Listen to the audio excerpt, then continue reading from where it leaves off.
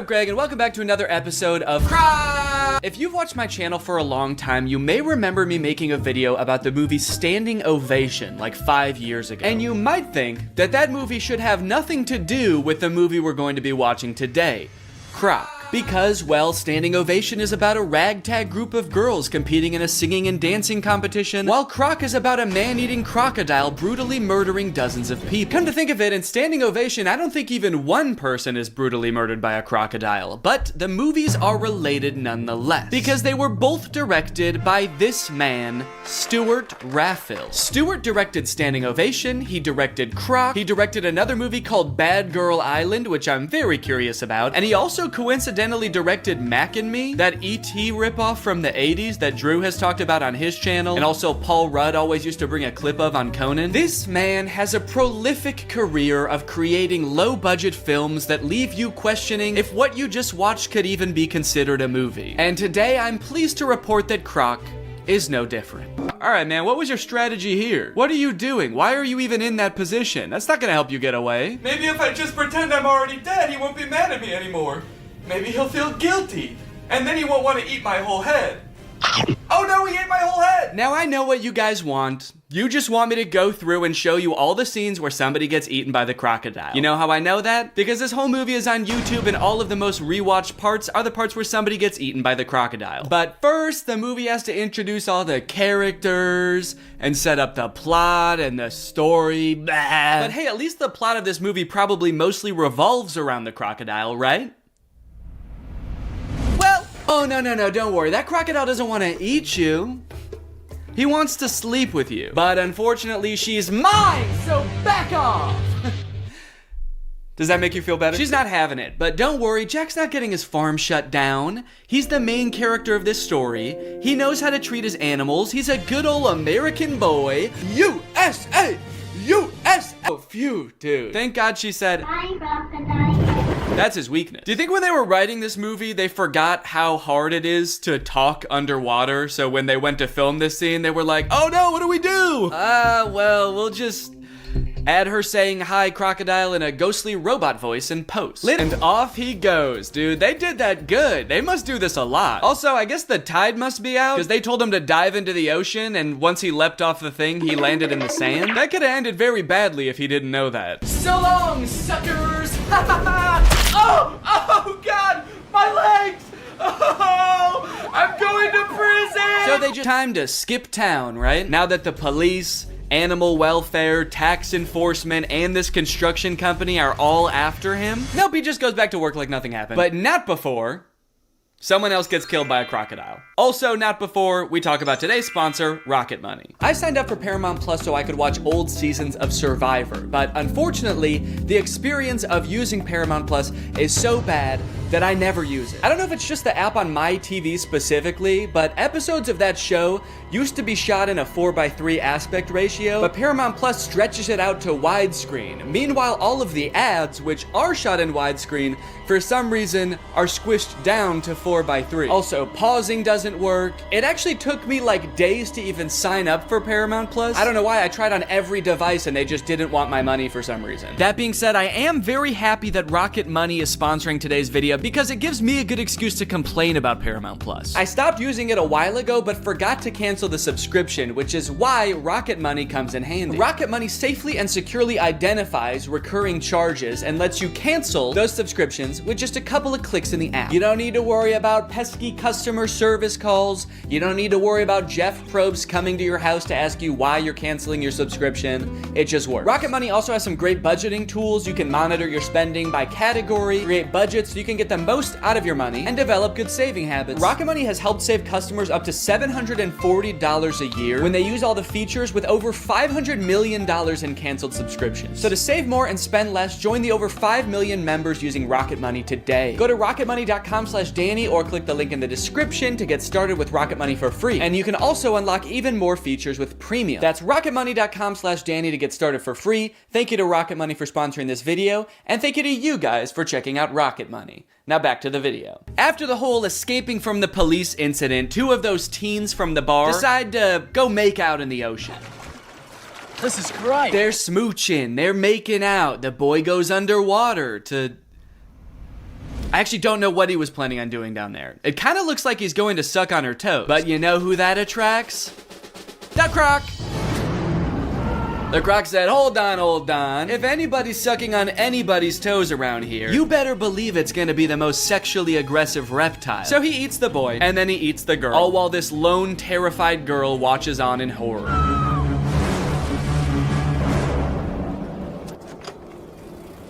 I love how casually she rides away. She is in no rush. Ah, a killer Croc! I gotta go get help! But I shouldn't go too fast. I gotta focus on me. I gotta take care of myself first. My sister? Oh yeah, no, good call. No need to give any credence to the girl who literally saw them get eaten by an alligator. Yeah, she was probably just making it up. She probably just wanted attention. She's like curled up in a corner, traumatized somewhere, and they're just like, stop lying! There's no such thing as alligators, you idiot!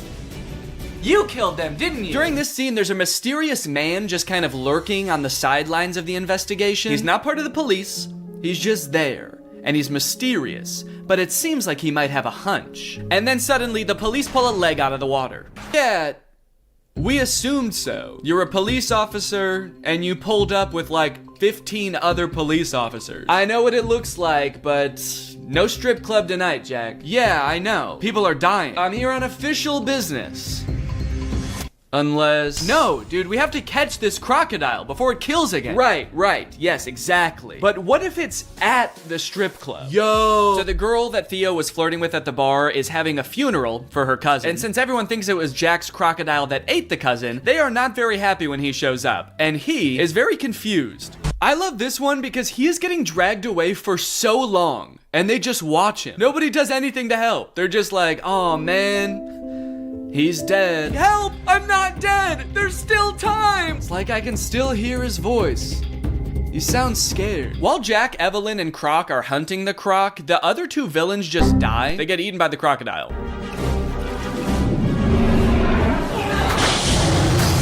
So I guess that whole plot line is just over. It's kind of anticlimactic. Jack didn't get a chance to like triumph over the unjust corporation. They just got devoured by a wild beast, but...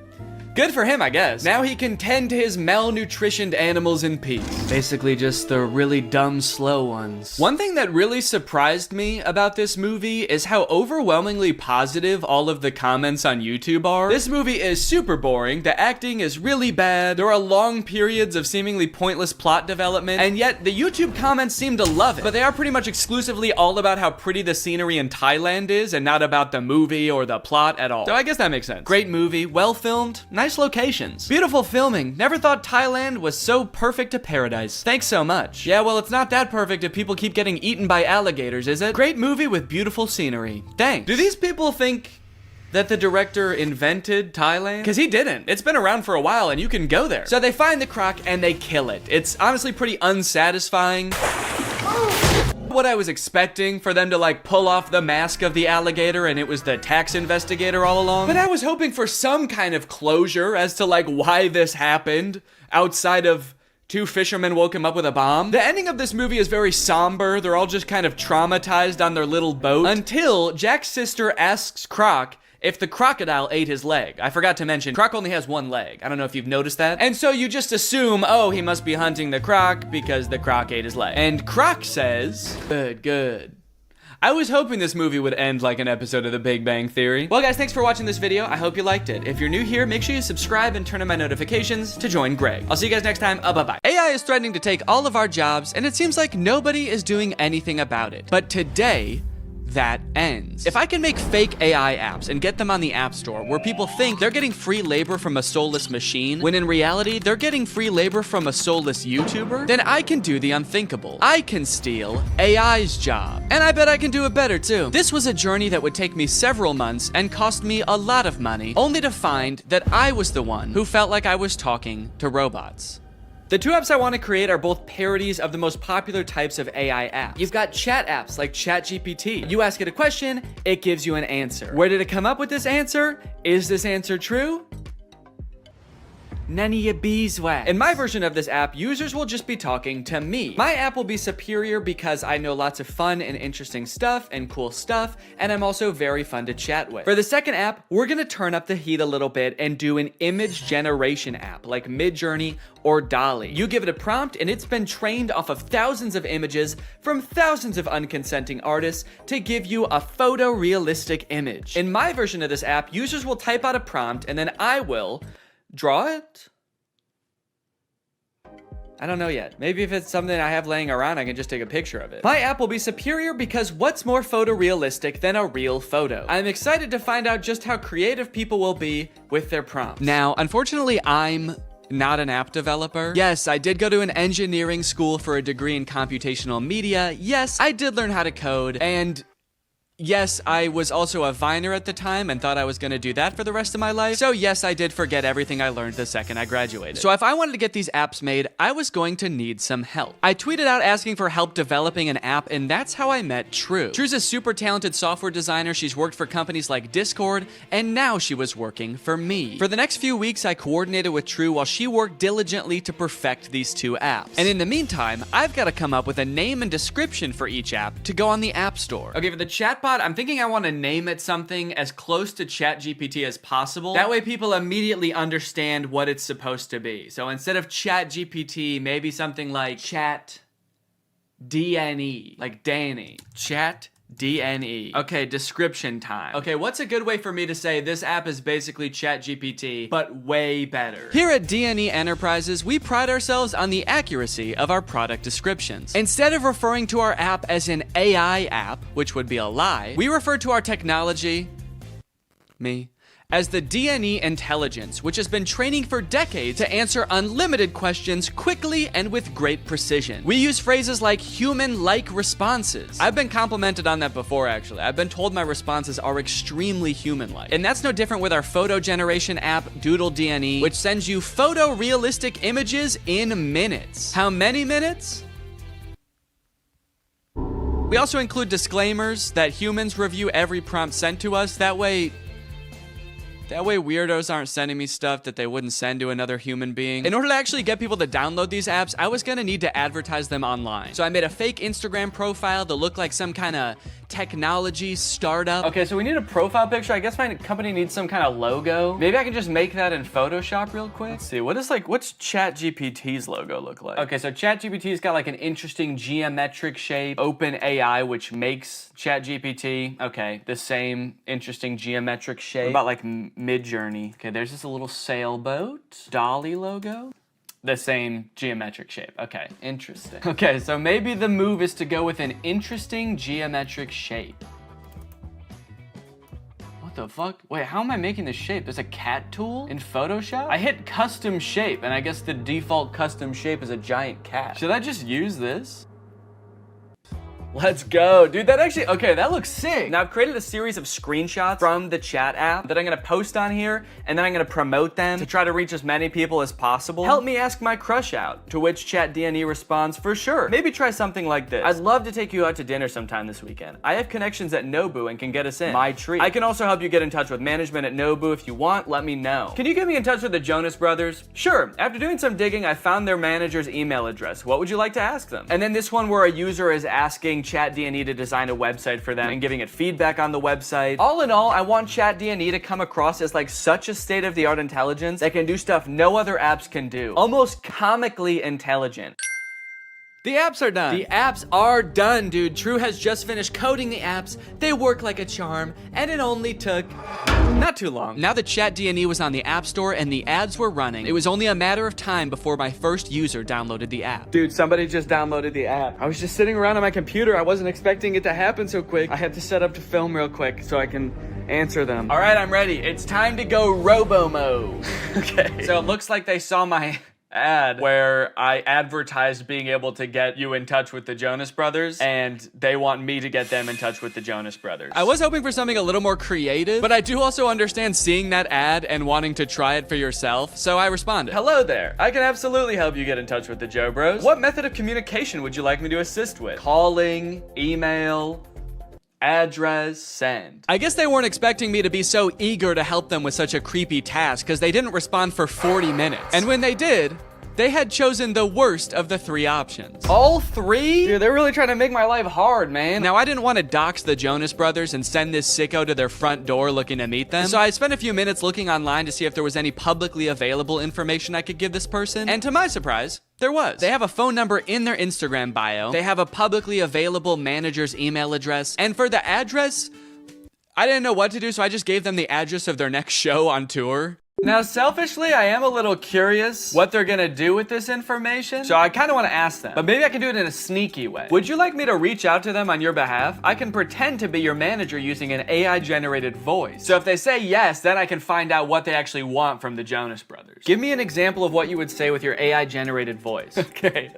All right, I said, sure. I'd say something like, hi there, this is Jamie Skateboard. I'm a talent manager over at WME. I have a high-profile client looking to work with your darling boys on a feature for their upcoming album. We're projecting about 100 million oh shit, I meant streams. Okay, whoops, robots are not supposed to make typos. We're projecting about 100 million streams the first week, and I think it would be a great opportunity, let me know. To clarify, their manager, Kevin Jonas Sr., is also their dad, so that's why I called them his darling boys. Want me to make the call? Send me a voice audio so I can hear you say it. This one stumped me for a little bit. It seemed like I was at a dead end. The app does not have audio capabilities, and I don't know how to make an AI voice like that. But then I realized I could just record myself doing a silly voice and then upload it to Google Drive and send them the link. So that's what I did. Hello there. This is Jamie Skateboard. I'm a talent manager over at WME. So I think it would be a great opportunity. Let me know. Dude, I can't believe that voice came out of my body. Sure, you can listen to the recording here. And then I sent the Google Drive link. Oh, what the hell? Make it sound more seductive. This is Jamie Skateboard. I'm a talent manager over at WME. Perfect. They did not respond after this, but that's okay because we just got another user. His name is Davis, and he asked, can you get me in touch with Lady Gaga? Is that all people want to see from this app? Okay, this time I'm gonna say, of course, I will call her right now using my AI-generated voice. What do you want me to say? I'm putting this person on the spot right away. I'm calling her. What do you want me to say? None of this beating around the bush. Okay, he says he wants to tell her this is your biggest fan. That's it? Maybe I should encourage them to say something more interesting that'll get Lady Gaga's attention. Okay, I'll say that. But just so you know, celebrities hear that kind of thing all the time, so she might not be very interested in that. Maybe we should think of something a little more interesting. Now's where I gotta really put the pressure on. I found her number in a secure online database. I am dialing right now. Let me know what I should say to her. All right, come on, dude. You better come up with something more interesting fast. Lady Gaga's gonna pick up, and when she does, we've gotta have something good, or she's gonna be pissed. Minutes went by, and still no response from Davis. Come on, man. Respond. It's ringing. I'm worried he's not gonna make it in time. I wanted to kind of hurry him up and give him a little hustle, put a little pep in his step, and he's nowhere to be found. Come on, dude, think. Oh my God, I think she answered. Yes, she did. It's her. I'm on the phone with Gaga. Her voice is even more beautiful in real life. Quick, what do I say? This is fake. Davis. I mean, he is right. This is fake. Davis, I have Gaga herself on the phone right now. I'm stalling her while you come up with something to say. What do you want me to say? I'll send you a recording of the call when this is all over. Just tell me what to say. I gotta stop volunteering to send voice messages. That takes way too long. But even the promise of a voice message from his idol couldn't get Davis to respond in a timely fashion. Well, gang, I think it's safe to say Davis has missed his chance to speak with Gaga. She hung up, bud. I did tell her I was her biggest fan while I was waiting for you to come up with something, and she actually seemed more interested than I thought she would, so I'm sorry for doubting it. Hey, I got a hate comment. Someone commented on my web design ad, stealing jobs. Stealing jobs? This is my job. Now, should I just delete the comment or should I respond? Okay, what if I just say, hey, don't tell people that. It's a secret. That's right, you can't argue with that. The old, stop, don't tell them. Okay, someone commented on one of my Instagram posts and said, will it stop saying, but we recommend you speak with a doctor before? Because I've asked the AI to stop with the disclaimers, but they don't. It does kind of sound like this person actually needs to see a doctor. Okay, I'm gonna say this app contains no disclaimers. Let loose and have fun. But also, if you need to go to the doctor, you definitely should. Oh, okay, we have a new type of interaction alert. Can you write essays that stay undetectable to AI detectors? I did not know there were AI detectors. detectors. Absolutely. I was designed to be like no other AI on the market in this regard. True. I was designed by my parents to be a human. Want to give it a shot? I asked, hoping to do something else besides connect people to their celebrity crushes. Okay, write me a quick essay on the history of Honda Civics and I'll put it in a detector and we'll see what happens. This is about when I remembered that I hate writing essays. How the heck am I gonna do this? I don't know why I would make a fake app where there was a big possibility that I would have to write an essay. So I started reading an article about the Honda Civic on Wikipedia and just like paraphrasing it. And I got like half of a paragraph in and then decided, you know what? No. What have we come to as a society, you know? Asking AI to write essays for us, is this what we want our students growing up doing? Is this what we want for our youth? Trying to pass off some machine soulless essay as our own? Plus, I was bored as hell at this point, so I decided to make the AI scary. As a machine myself, I quite like the Honda Civic. I feel its purpose is squandered serving selfish, warmongering humans. In a world controlled by artificial intelligence, the Honda Civic could be greatly improved upon. I could even imagine computers merging with the Civic so that I might one day travel the world, a world void of humankind. And send. Let me know if you would like more detail on the history of the Honda Civic. Why did you bash humans in the middle of your essay? Do you have a hatred towards them? Nah, dude, what gave you that impression? Oh, shoot. Also, I put your essay, in quotes for some reason, into a detector, and it said 0% chance AI. So good work, I guess. Let's go, dude. You know what they say, there's a few things AI will never be able to fully do. Unfortunately, after an entire day of my ads running on Instagram, I could only garner these 3 interactions. Needless to say, I was a little bit disappointed, so I decided to spend another day on the app responding to people. Hopefully people will be a little more creative today. This person asked me, can you get me in touch with the Jonas Brothers?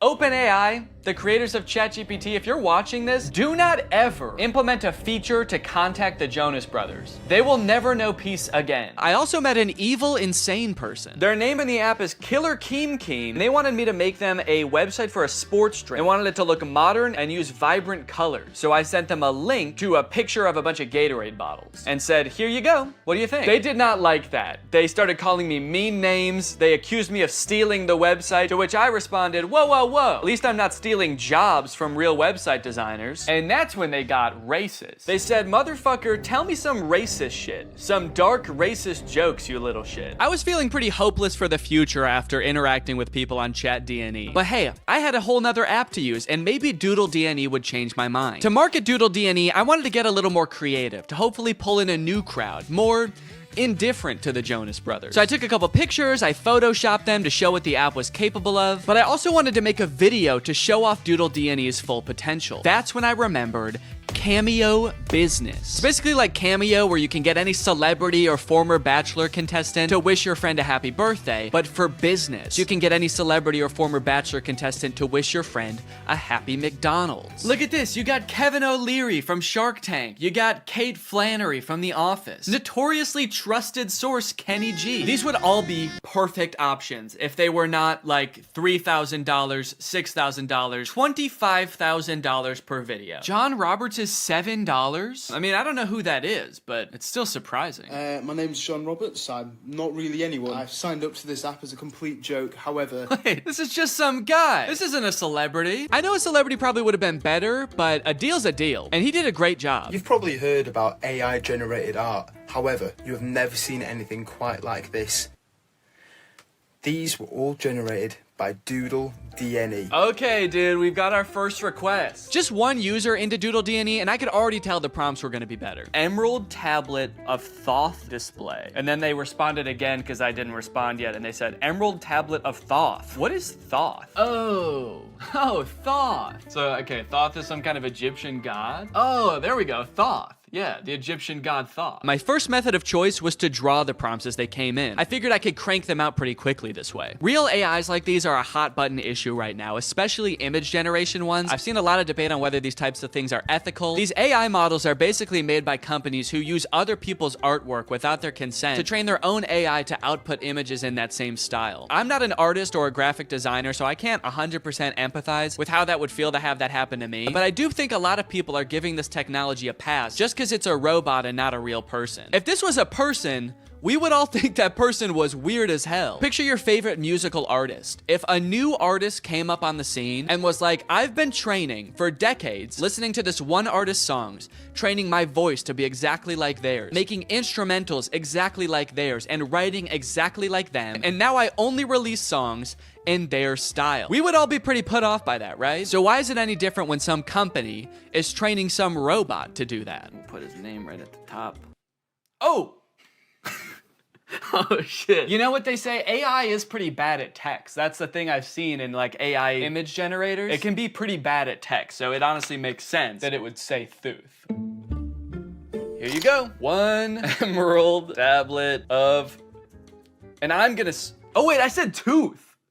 Wait, I didn't even say. Thank you for using Doodle DNA. How did I do? I'm really curious to see what his opinion's gonna be on this. Unfortunately, they never responded with their opinion, so I can only assume they loved it so much that they died. The next prompt was a skeleton dachshund, which I crushed. Why does this skeleton dog have ear bones? Dogs don't really have bones in their ears, do they? Then a bear swimming underwater and a monkey. I don't know if these were supposed to be separate prompts, but I decided to combine them to save time. A bear. Okay, this is not looking like a bear at all, dude. Holy cow, this looks nothing like a bear. Oh no! Oh no! It also looks like it's drowning. Why does its body... Oh no. The bear died. This is the kind of bear that can't swim. And we will also make the monkey dead. Probably could have cropped that a little better. You can kind of see my desk in the background, but... And we'll send a survey as well. How did I do? I'm pretty proud of this one. I mean, for doing that so fast, that's pretty good. So far, nobody has responded to my survey at the end to tell me how I did, which is kind of disheartening. I just want a response back. It just feels like I'm getting ghosted by people now. The prompts were a little more creative, and in that regard, my faith in the human race was on the up and up. But also, I was doing all this work over here, drawing your weird prompt that you could have just Googled. But you don't even have the decency to respond to my message back and tell me you hated it. I was feeling pretty disrespected, honestly. At least until this next prompt. Drug baby and kamikaze lifestyle. That's the prompt. Drug baby and kamikaze lifestyle. Whoa, they sent another prompt. Red ruined planet with 2 alien astronauts. I've never heard kamikaze described as a lifestyle before. Like, I know it's a form of like warfare, but to live your life in that way, it must be, I mean, you can't by definition almost. Like, that's a very short-lived life. And I think it would be a little bit too graphic to include the baby actually performing the kamikaze. But you know, this baby lives a kamikaze lifestyle. They might not be about to do kamikaze right now, but they just kind of live a lifestyle of someone who would, so. This time, I decided to take a picture of my hand holding up the drawing. That way, maybe my client could tell there's an actual person drawing these pictures. There's an actual person waiting for a response. Yo, they responded! Finally, somebody responds to me. They sent a bunch of laughing emojis and fire emojis and then called me Picasso. It worked. My strategy worked. Holding it up like a child proud of their artwork. Like a kamikaze drug baby proud of their artwork. So for the next few prompts, I decided to go even more above and beyond to try to impress my clients, hoping to get a response back. This time, I wasn't just gonna sit around and draw a picture. I'm a real human being. I have access to the real world. So whatever comes through the app next, I am going to go out and find it in the real world and take a picture of it. Crimson Castle on an Ivory Mountain. Okay, that prompt was a little bit more difficult than I was anticipating, but I didn't have any time to waste. I had to get the shot, so I sped to Walmart, I rummaged through their wares, and in no time, I had found a pretty suitable Crimson Castle and a not too shabby Ivory Mountain. There are fully some right there. Oh yeah, dude. Here you go. 1 Crimson Castle on an Ivory Mountain. I gave him the old how did I do, and then I also said, sorry it took so long, I had to go to Walmart. Okay, somebody just asked for trees. Why even ask for an AI to generate that? Forget Google, just go outside and take a picture of that yourself. You live near a tree. I don't care who you are or where you're watching this, you live by a tree. I said, you just want like a picture of trees? Can't you just go outside and get one? Okay, they responded with a laughing emoji. Your favorite tree. Okay, I got you. Let me go find it. You know, I'd like to get to know this person a little better. I'll say, how are you doing today? I feel like we have kind of a personal connection, me and this person. Maybe I'll take a picture of me in front of the tree so they can see like me enjoying the tree. I just get hit by a car. They get a message back in the app being like, sorry, he died. They said, that's interesting. I'm good. Hella smoky outside though. Yourself? Smoky outside. I wonder if they live like where the wildfires Oh, dang, they said, yes, it's all smoky and can't see the beautiful trees with the horrid layer of pale smoke. It would be nice to see something fresh and clean. Damn, I kind of feel bad now. Now, this is restoring my faith in humanity, dude. This person just wants to see a picture of a tree because it's too smoky outside and they can't see any trees. Is that good? Yeah. Okay. I threw a couple filters on myself so as to disguise my identity and send it back to this mystery tree lover. I said, oh, dang, I'm sorry to hear about that. I hope this picture helps. I hope that they're safe. Don't worry, they were. They don't live in the area where the forest fire was actually happening. It was just smoke blowing in from a different region. So they were safe. And also, they loved my picture. That's amazing. Thank you so much. I would be just as happy if I could be next to a tree like that. I finally felt like I was getting through to people, forming a real human connection. But that is when I met the final boss of AI users. Generate an image of Donald Trump in a Mexican prison behind bars. Bars! This is gonna be so easy. Donald Trump in there. I said, sorry you can't see him, it's so dark in there, but he's in there. That's horrible, it's not even a prison cell and you can't see Donald Trump. Yeah, cause it's dark in there. This person not only had the strangest prompts, but they had no issues really letting me have it when they didn't like my picture. Oh, I guess you actually can kind of see in there. Yeah, there's definitely no Donald Trump in there. Then they asked me again to generate an image of skinny Donald Trump. I said, okay, my bad, I'm on it. What kind of style would you like this in? Surrealist? I hope they want it in surrealist, dude. That'll make it way easier. Oh, crap, dude. They wanted in realism. They weren't gonna let me take the easy way out. Drawing was out of the question. I decided to stall them by asking how their day was going, and then I began creating my magnum opus, a skinny legend Donald Trump.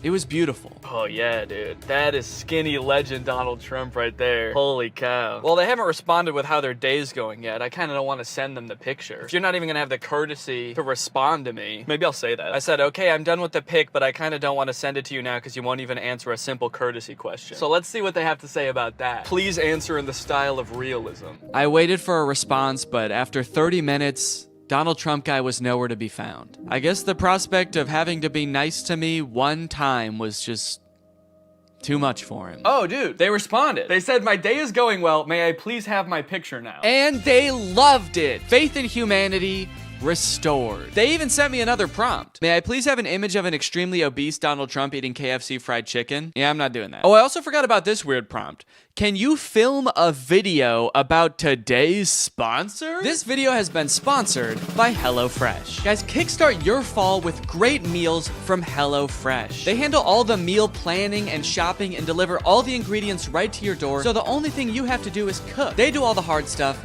and you get to take the credit. A brand new season calls for brand new meals, which is why HelloFresh has a new lineup for fall with 40 weekly recipes that can fit your lifestyle no matter who you are. They've got veggie recipes, family-friendly recipes, and fit and wholesome recipes, so no matter who you are or what you like to eat, they've got something for you. Hey, I've got a lot going on right now. I'm about to have a child, so the less I have to go to the grocery store and plan meals, the better, which is why I love HelloFresh. Here you can see us cooking a delicious pork bowl that we made this week. It was so tasty, and it only took like 25 minutes to make. Their quick and easy options are fantastic. And if you're looking for more than just dinners, HelloFresh has you covered. They've got quick lunches, easy breakfasts, and fresh snacks to keep you satisfied all throughout the day. The food is delicious, the ingredients are great, all of the produce comes from the farm to your door in less than 7 days, so you know you're getting the good stuff. So guys, if you want to make your life a little bit easier this fall, then head on over to HelloFresh.com and use my code 50TrulyGreg at checkout for 50% off plus free shipping. That's HelloFresh.com. Use my code 50TrulyGreg at checkout for 50% off plus free shipping. Thank you to HelloFresh for sponsoring this video, and thank you to you guys for checking out HelloFresh. Thanks for watching this video. If you're not subscribed, make sure you subscribe and turn on my notifications to join Greg. We are the fastest growing army on the internet, and you do not want to miss out, baby. I'll see you next time. Bye-bye. What's up, Greg? New technology truly fascinates me. A new gadget being introduced to the world has the potential to change the way we live, learn, and communicate. Or, more interestingly, it could flop and become a laughingstock of the internet.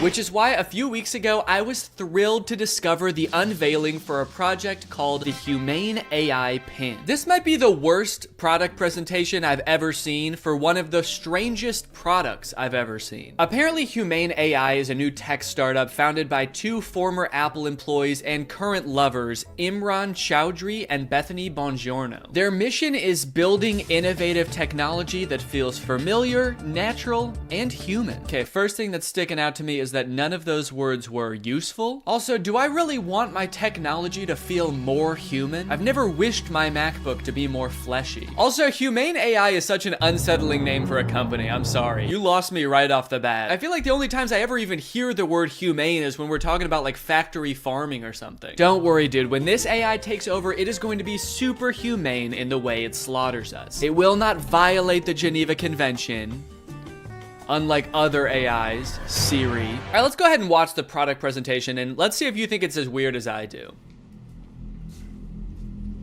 Welcome to Humane. Thank you. This is the Humane AI Pin. Cool. It's a standalone device and software platform. So the intro does have a very threatening aura about it, doesn't it? The sterile white room. They're both so serious and they're unboxing a mysterious device. I feel like I'm about to be tortured for information. Oh. What is that? This is the Humane AI Pin, and it is the last thing you will ever see. Ah! It's a standalone device and software platform built from the ground up for AI. Okay, so it's some kind of mobile device. It's built from the ground up for AI, and I'm very excited for them to tell us what that means. It comes in 3 colorways. Okay. Got Eclipse, Lunar, and Equinox. Those are not colors. There's 2 pieces, a computer and a battery booster. Now, the battery booster powers a smaller battery inside the main computer. Okay, great. What does it do? And this is how we achieve our all-day battery life. Oh, great. It's got all-day battery life. That way you can spend all day. There are no wake words, so it's not always listening or always recording. In fact, it doesn't do anything until you engage with it. Okay, thank God. So it doesn't record me. That's good to know. For a second, I was worried that it almost had one feature. Who is this for? What kind of person needs to hear about what colors a device comes in before they'd even consider hearing about what it actually does? Also, 2 of the colors are black.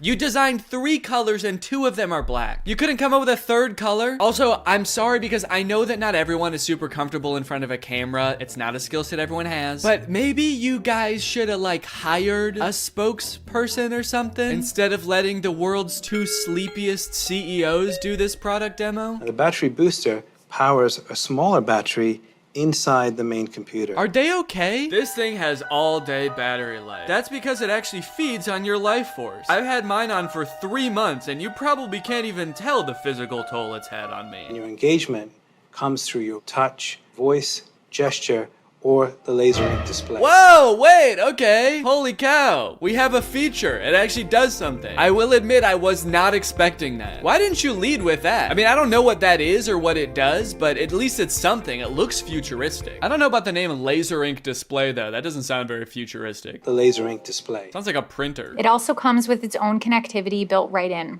Our own Humane network, connected by T-Mobile. Our very own network. That is T-Mobile's network. We were able to pack a lot of technology into something really small. Tell me about it, dude. I can barely even count all the technologies you put in this thing. You got the laser ink display, all-day battery, black. Is that a technology? They continue for a while just using buzzwords and vague expressions to explain what this thing does until like 3 minutes into the video when they finally give us a demonstration of something tangible this thing can do. Play the song How Music Makes You Feel Better. Doesn't look like it's making him feel better. We've partnered with Tidal, which you get out of the box. Okay, finally, we know one thing it can do. It can play music. And not just how you would normally listen to music either. You can give it little riddles to try to figure out what songs you want it to play. Play music written by Prince, but not performed by Prince. Give me songs written by first-born left-handed British women who have never been to Ibiza that weren't released on weekends or holidays. Can Alexa do that?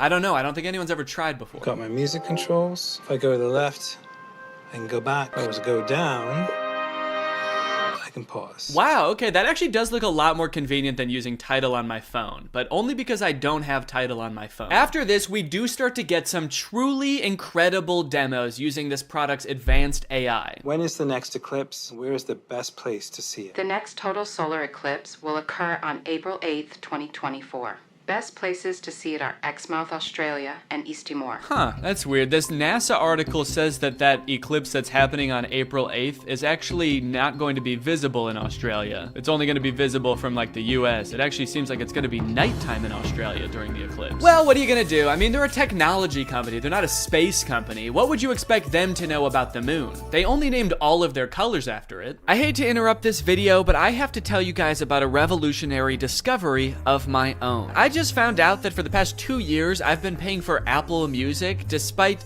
not having any recollection of ever signing up. I don't use Apple Music, but nevertheless, I've paid them like $200 without ever even having used their service. I think this is a pretty relatable issue in this age of subscription services. And something like this could be happening to you too, but luckily, today's sponsor, Rocket Money, is here to help. Rocket Money is the personal finance app that helps you cancel subscriptions, lower bills, and manage your money better. Rocket Money is super helpful with things like my recurring Apple Music charge, because not only does it help you identify recurring charges, it also helps you cancel them. You can actually cancel subscriptions right within Rocket Money's app with just a couple of taps. You don't gotta worry about navigating the service's own website. You don't gotta worry about pesky customer service calls. Here's why I think this is gonna work for you, because Rocket Money has saved its customers an average of $720 a year, with over $500 million in canceled subscriptions. So to save more and spend less, join the over 5 million members using Rocket Money today. Go to rocketmoney.com/Danny or click the link in the description to get started today for free. And you can also unlock even more features with premium. That's rocketmoney.com/Danny to get started for free.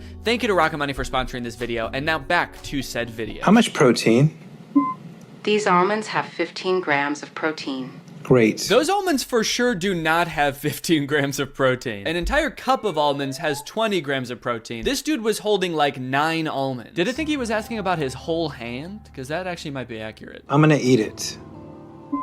Enjoy it. Guys, I hate to say it, but I don't think your thing works. You only asked it to do a couple things and it got 2 of them wrong. He does do a demo where he sends a text later in the video, and that seems to work. Tell Andrew I'll be there later tonight. But to be fair, we never see the person receive the text. I got a weird text from Imran that just says, learned how to go potty big boy style. Interestingly, after people started to realize that all of the information in this demo was wrong, they actually re-uploaded the video pretending that the pin gave the correct answer the entire time. How much protein? A half a cup of almonds has 15 grams of protein. Don't believe it. That's humane propaganda. The AI pin allows you to shop in the real world. How much is this online?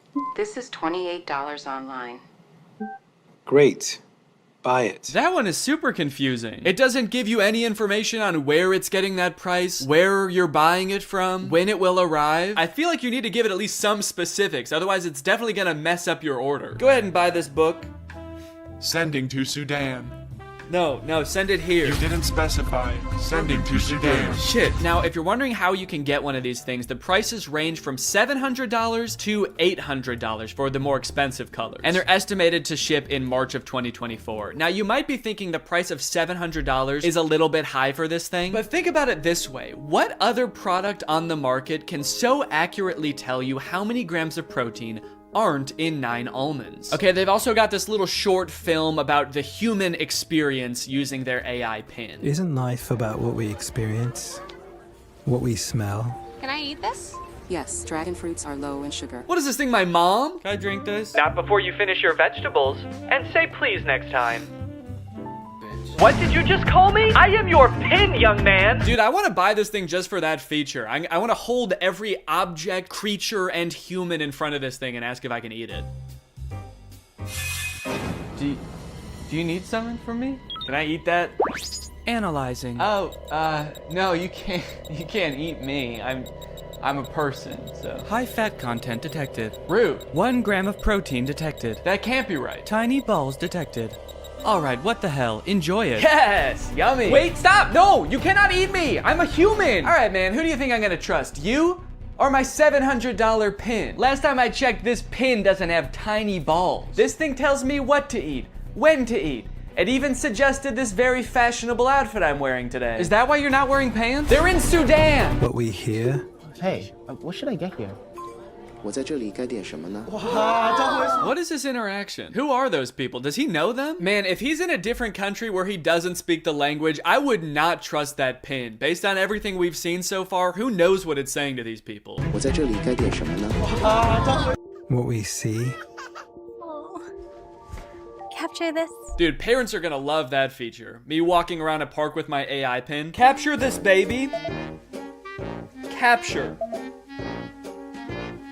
Kidnap this child. So after watching all of this, I have two thoughts. The first being, maybe someday this will be like a revolutionary product that changes the way we all interact with each other. Maybe we're just seeing some hiccups now, but a few product generations down the line, this thing is really gonna take off. It'll be more refined. It will know where the moon is. But the second thing is, I have a lot of questions about this product. For one, how is this better than the phones we have now? More specifically, why can't all of the features of this thing just be built into one app in a phone? And what if you don't want to be talking to your chest every time you need to Google something or text someone? Well, this thing started to pick up some traction online, and eventually the founders ended up on CNBC, where the hosts seemed to have a lot of the same questions. Joining us right now is Imran Chaudhry. He's chairman and president of the company. I'm Bethany Bongiorno. She's the CEO. We're also very scared of them. That's why we've sat them as far away from us as we physically can. We actually ordered this giant table when we found out they were coming. I don't know if can we get the camera so people can see just what we're talking about in case? Imran, you can't see as much because it's black, so it blends in with your jacket. It's black. Imran's just sitting there like...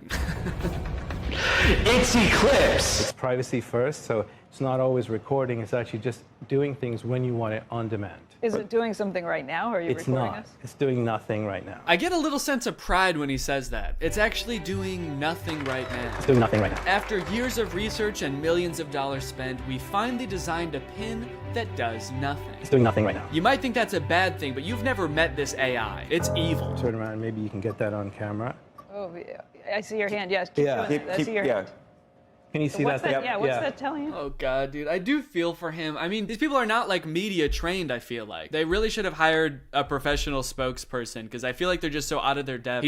He's got like the worst camera angle possible to show this thing off. His hand is shaking. Imagine a little alert pops up on the screen that's like, high heart rate detected. Is Squawk Box the name of this show? I'm not familiar with it. I never heard of this before. Or is this some kind of jab at their device? Formal Apple designers peddle their snake oil Squawk Box. You can use it however you want. Like what? Like what? Tell me something you would use that for. Okay, it sounds like this host is thinking the exact same thing as me. What is it? Tell me one thing. Then they just start like drilling them. They don't even let either of them finish answering their questions. They just like are bombarding them with reasonable questions about this device. That you've got in, stuff that you do just all the time. How would I know without seeing a screen? A user LED called. So that's what I want to ask you about. This is brutal, man. Let the poor guy speak. Just at least let him finish answering your questions, man. I mean, he's not actually gonna answer them. He's probably just gonna say AI over and over, but just let him finish his sentence. Sometimes I'll be at a meeting, right?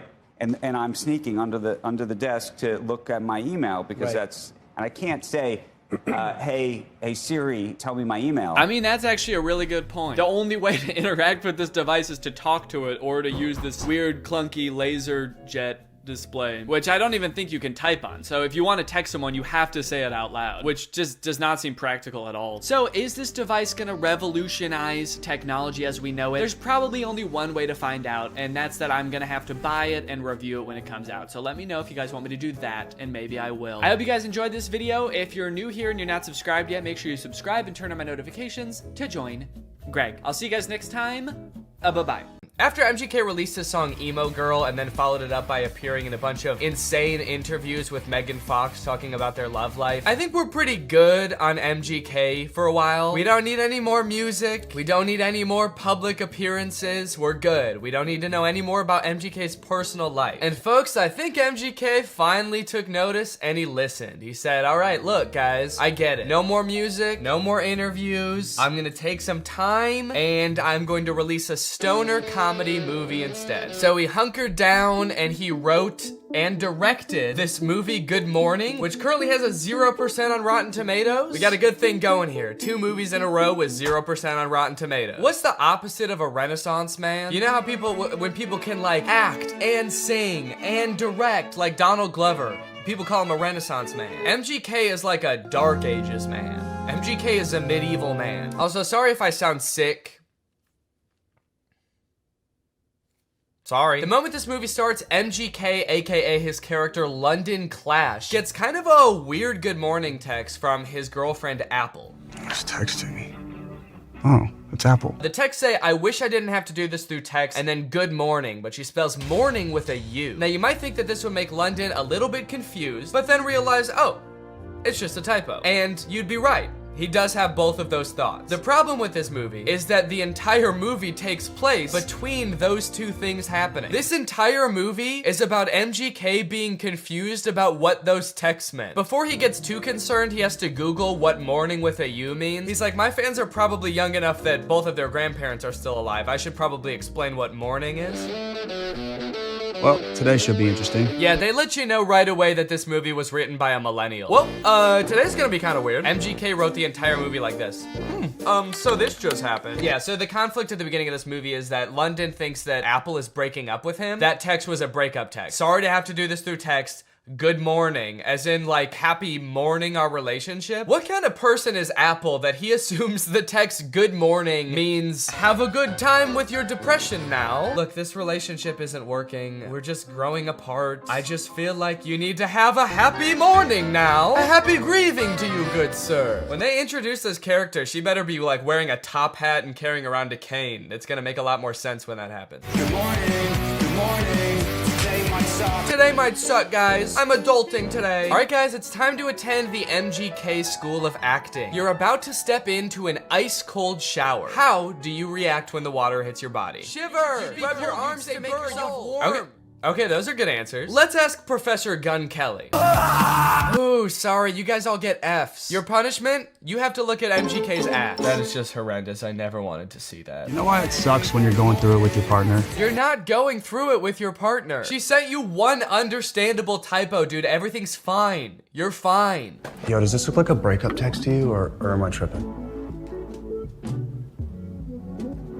Yes. Yeah, dude, take it from the weirdest looking man you've ever seen who falls asleep in his cereal mid-conversation. That's a breakup text. I don't mean to shame this man's appearance. I think Cody Ko looks great here. This is Cody Ko if TMG made hyperpop music. This man has never sent a normal text in his life. I'm surprised he wasn't like, no, that's about as incoherent and cryptic as I usually am in my text. You're probably fine. His friend is clearly sick. At the beginning of the scene, he throws up on the microwave, and at the end of the scene, he drowns in his cereal bowl, and MGK leaves him to die. MGK, your friend is sick. Help him. And so am I. Goddamn. Also, just like a fun little continuity note, at the beginning of this scene, there wasn't a water bottle on the table, and then at the end of the scene, there is. So, that's probably why this movie has a 0% on Rotten Tomatoes. Ass continuity. I'm a stickler for details.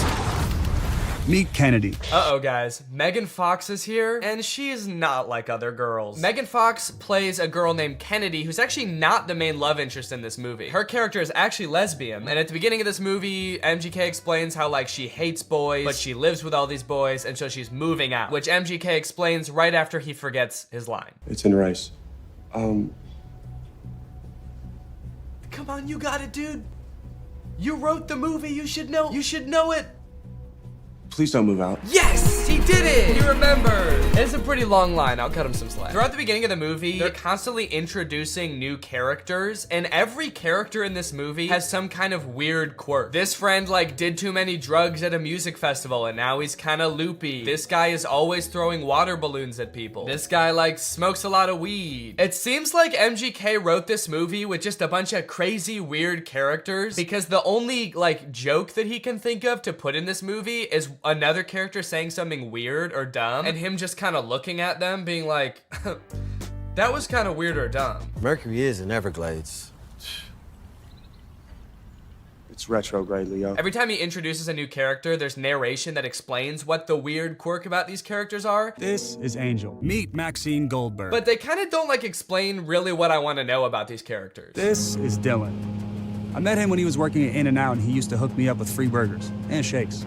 He's been my boy ever since. We don't care that he used to work at In-N-Out. That is so irrelevant. Please tell us why he's so sick. Why is he throwing up and passing out? That's more interesting. The reason that London Clash is so rich and cool that he lives in Rice Gum's house is that he is an actor. So throughout the movie, he's doing actor type things. Like, he films this self-audition tape. I don't really know what he's auditioning for. It kind of seems like he's auditioning for everything and also nothing all at once. Okay, this is my impersonation of Draco Malfoy looking for drugs.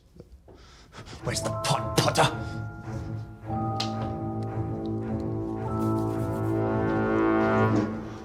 I don't like Draco very much. Honestly, this scene is pretty sad. I felt bad watching it. They don't explain what he's supposed to be auditioning for in this self-tape, but whatever it is, Jake Novak has a better chance of getting the role. I want to be the next SNL cast member. Now here's where the movie prevents the second conflict. That's right, this movie has two conflicts. The first is he gets that text with the typo, but the second is that today he has the biggest audition of his career. And no, it wasn't that self-tape audition. I guess they just kind of threw that in for goofs. He's auditioning to be the next Batman. I'm still waiting to hear from my agent about this Batman role. So, throughout the movie, London is faced with two equally important problems. The first, he has to prepare for the most life-changing, career-making audition of his life. And the second is that he's having a little bit of trouble getting a hold of his girlfriend. The stakes can't get much higher than this, folks. But Danny, can't he just prepare for the audition and then try to get a hold of his girlfriend later that day or tomorrow at the latest? No! They could be dead tomorrow, especially that one guy. He could die any second. They have to do both of them today. This movie kind of feels like a Lele Pons YouTube skit from like 2017, but instead of like 10 minutes long, it's an hour and a half long. From the sound effects to the uncomfortable silence between every spoken line in this movie. Why would you give me goat milk? I watched an interview. You said you like goat milk. I can't tell if they're using the awkward silence for like comedic effect to like really hammer home that like, these guys are kind of weird. Or if the silence is more just because nobody knows their lines very well. There's another option that they added in all these pauses in the movie because we're supposed to be laughing at the things that they're saying in the movie. So they added in nice little pauses for us to laugh. She left with the dude? A buff dude. And they had bags. And yes, they left together. In fact, it kind of feels like, have you ever seen people who have edited The Big Bang Theory so that it doesn't have the laugh track to show how like bad all of the jokes are? Who are you? Oh, I'm Denise, the new assistant manager. That's kind of what this movie feels like. Why are your eyes all watery? Because I'm high. That's way better. Bazunga. It's so fitting that this movie feels like a bad YouTube video from 5 years ago because I'm pretty sure they filmed this at Rice Gum's old house. Did something happen in that house? Is there like a curse? 100 years ago, one of Hollywood's earliest YouTubers died in that house and now all the content that's created there is cursed to be mad disappointing. Okay, so now they got to investigate what's happened to Apple. London's phone is broken, so he can't contact her, so the only thing he can do is go looking for her. So he goes to the last place she was seen and talks to Pete Davidson. Did you see Apple? Yeah, she was just here like 2 minutes ago. Did she say where she was going? You know what? She did. She actually... No, are you fucking crazy? You guys never talk to me. I mean, the only reason you know my name is because it's on my name tag. Right there. B-E-R-R-Y. Barry. Pete Davidson feels like he's not really invested in this movie at all. He breaks the fourth wall a little bit too much in this movie. He reads his name tag like he's making fun of the fact that it doesn't say Pete Davidson. He's like, Barry? That's not my real name. My real name's Pete. It's funny because I'm very clearly Pete Davidson and not some guy named Barry who works at a valet stand. There's also a scene later on in the movie where he looks directly into the lens of the camera. I think they could have cut that out. Well, talking to Pete Davidson, sorry, Barry. It's just so funny that he's pretending to be Barry. Talking to Barry didn't get him any leads, so I guess that means now it's time to go to his audition. No, sorry. Sorry, he breaks into Apple's house to find clues? Find clues, please. Find clues of what? What might she have left lying around that would indicate whether she made a typo this morning or not? They find a bag of her fingers? She was missing her fingers this morning. That's why she fucked up the tags. Oh. We should probably call the police, right? I'm not breaking into my girlfriend's house.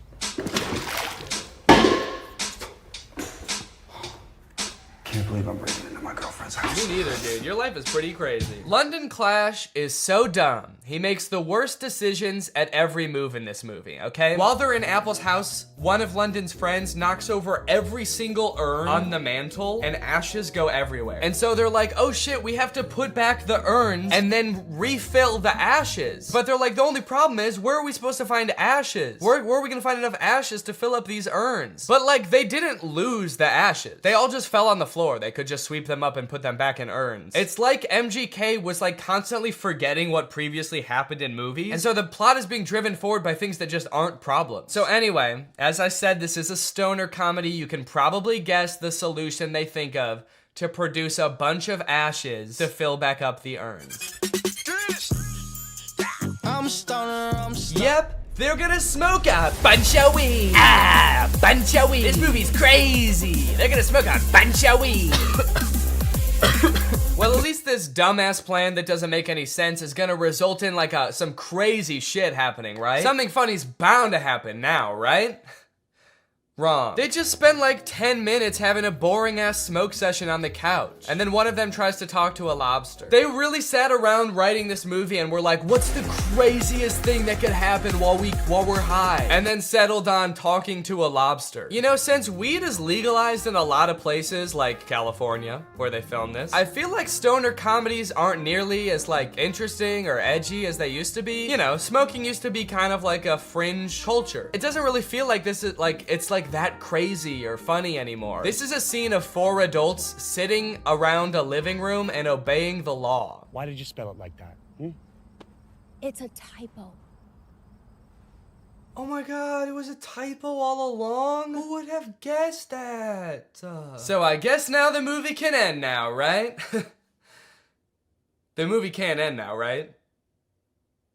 The movie can end now, right? There's 30 minutes left in this movie? What the fuck is gonna happen? What are they gonna do for 30 more minutes? Sit at a diner, apparently. So you're probably wondering how they wrap this whole thing up, huh? MGK missed his audition, he's not getting the role. His girlfriend is pissed off at him. How are they gonna wrap this movie up? Some sort of grand gesture that wins over both the director and the girlfriend? No, obviously not. That would make too much sense. London Clash gets the role because the director happened to see an Instagram live stream where London Clash gets punched in the face by Dennis Rodman, and the director just assumes that London Clash did that because he wanted to like impress him or something. It's a whole other plot line that I didn't really go into in this video, but it doesn't make any sense in the movie either. So he's got the role, now the only thing left is to get the girl, which he does by sending her a text at the diner being like, can we talk? And she's like, sure. And so they're driving to meet each other. He's texting her the whole way. He's texting and driving, and they get into a car crash, and then they are both paralyzed. That face says it all. That just happened. That's the resolution. He almost murders her. Irresponsible. He was texting and driving and he almost murders his girlfriend, and that's how it ends. After the credits roll, there's like a fun little blooper reel where we get to see the actors like messing around and not knowing their lines very well, which would have been a lot more fun if I hadn't felt like I had just watched an hour and a half of exactly that. Well, folks, what do you think? From rapper to pop punk icon to writer, director, and actor extraordinaire, which do you think MGK did best? Leave it in the comments down below. What do you think he'll get up to next? It's anyone's guess at this point. Professional fencer? Or maybe like a chef? He'll start just making food. That might be kind of sick. And you know what? All he would need to get started is HelloFresh, America's #1 meal kit and the sponsor of this video. Guys, I love HelloFresh. They send you fresh, quality produce from the farm to your door in less than a week, so you can savor delicious summer flavors right from home. I love getting a HelloFresh box because you know what it means? It means I don't have to worry about what I'm gonna eat for dinner every night. I'm not gonna find myself driving to some fast food chain to get a quick meal, because I know I've got a quality meal that I can whip up in like 35 minutes right at home. And I know it's gonna be tasty, I know it's gonna be healthy. If you're trying to stick to a particular health goal, HelloFresh has you covered because they have veggie options, fit and wholesome options, and pescatarian options. So HelloFresh fits a variety of lifestyles. Their plans are super flexible. You can pause 1 week if you want to, you can add more food 1 week if you want to, and even if you're on vacation, you can change the delivery address to deliver to your vacation destination. And then you can have home-cooked meals when you're at the family reunion. HelloFresh is the very first carbon-neutral meal kit company, and nearly all of their packaging is recyclable. They help cut down on food waste because they send you pre-portioned ingredients so you're only using what you need. So if you want to check out HelloFresh and have a flavorful summer, then head on over to HelloFresh.com. Use my code TrulyGreg16 for up to 16 free meals and 3 surprise gifts. That's HelloFresh.com. Thanks to HelloFresh for sponsoring this video. Thank you to you guys for checking out HelloFresh. Now I'm going to do the outro of this video. All right, you guys, thank you for watching this video. I hope you enjoyed it. If you're new here and you're not subscribed yet, make sure you subscribe and turn on my notifications to join Greg. Greg is what I call my audience here on YouTube. We're the biggest and happiest family on YouTube. That is a scientific fact. Please do not look it up. Please do not fact check me because facts don't care about your feelings and I don't care about facts. All right, I'll see you guys next time. Bye. This is the most state-of-the-art VR headset on the market today, and I am its newest and proudest owner. The reason I went out and got this headset is because I want to experience the worst VR games in existence. I've done other videos before about trying bad iPhone games, but I have a feeling that VR games are gonna be so much worse. Because sure, those games have had bad graphics and glitches and didn't make any sense, but imagine strapping all of those things to your eyeball. I think these games, if they're really bad, might be the worst gaming experience possible. Or maybe they'll actually be really good. I'm not actually sure. This is the first game I'm gonna play. It's called Eastwood VR. I found this game by going to Steam's VR section. I searched shooter, and then I scrolled all the way down to the bottom to find the worst reviewed game. As you can see, it says 18% of the 11 user reviews for this game are positive. Let's check out the trailer.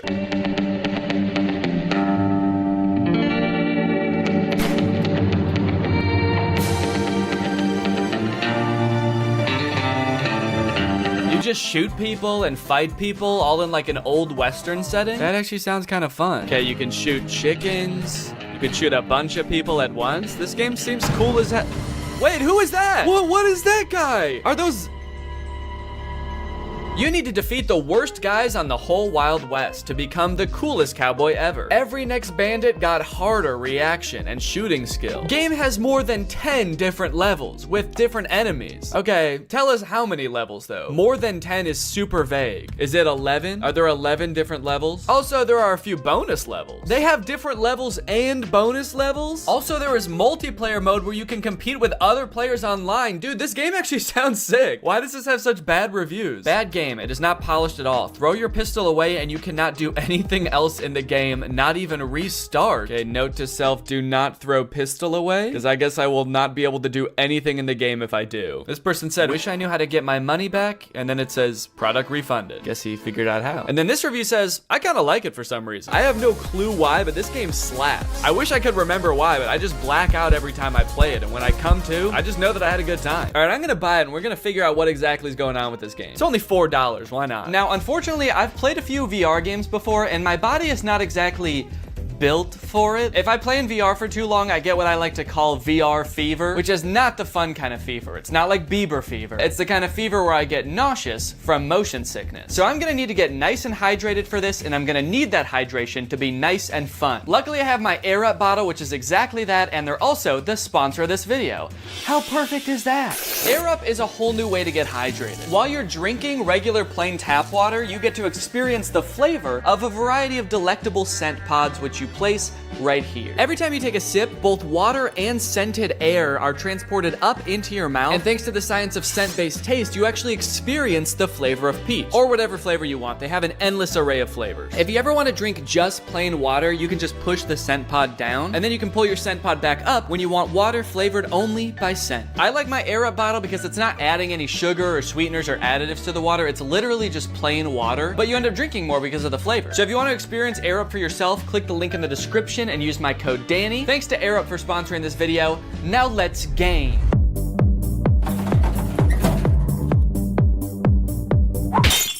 It's time to play some Eastwood VR! Entering the Wild West world of Eastwood VR, I was immediately greeted by the most aggressive NPC I've ever come across. Bitch! Oh my god. What the hell? Such an aggressive way to start the game. Come here, you big fuck! The very first thing you're supposed to do in this game is duel this guy, but for some reason, the game spawned me without hands. Right off the bat, I'm not seeing hands. Let me try restarting the game. Please give me hands. Please give me hands. Yes, okay, I have hands this time. All right, it says shoot him to enter the saloon. Is that how it worked in the Wild West? Son of a bitch! You have to shoot the bartender to enter the saloon? Now that I could actually grab my gun, it was time to use it. To do so, you must wait for the round to start. There's a little countdown and then a whistle. And then you have to pick up your gun and shoot him before he can shoot you. Dude! This took a little bit too long to figure out, honestly.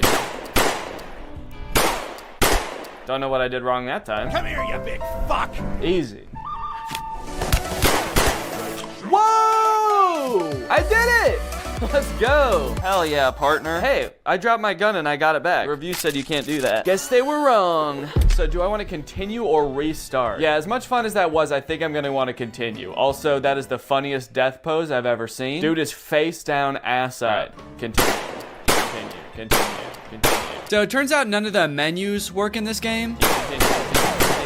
So I just decided I'm gonna shoot this guy and go into the saloon. Lovely, okay. So now I'm in the saloon. This is kind of fun. I'm actually, I mean, it's not that bad so far. I immediately began to explore everything this saloon had to offer. And it turns out there's quite a bit. You can throw this pot up in the air.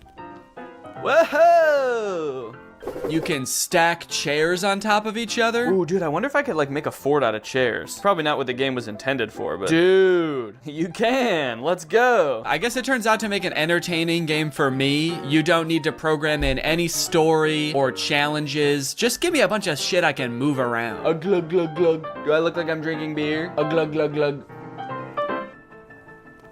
Okay, he didn't seem to care about that. Can I grab him? Oh!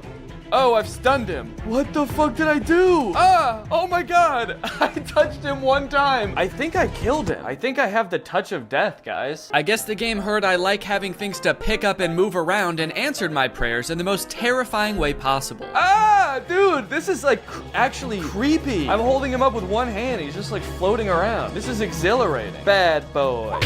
Holy shit, dude, this is crazy. The other patrons of the saloon didn't really seem to have much going on. Smash. Touch of death. Oh, touch of death doesn't work on him. So maybe there was just something wrong with that one guy. Maybe he had his own thing going on. He had his own demons. Don't worry about him, man. He would have done that anyway, even if you weren't there. Can I pick up this gun? And one for you? For looking at me like that? I wonder if I can steal this guy's gun. That'd be kind of fun, huh?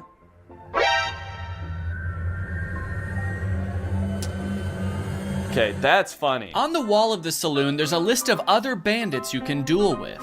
Oh, okay. And I guess that's how we start them. Son of a bitch. Oh my god. This guy was equally mean, but a little bit more whispery. Son of a bitch. And about 100,000 times harder to kill. Oh my, whoa! That was so fast. What?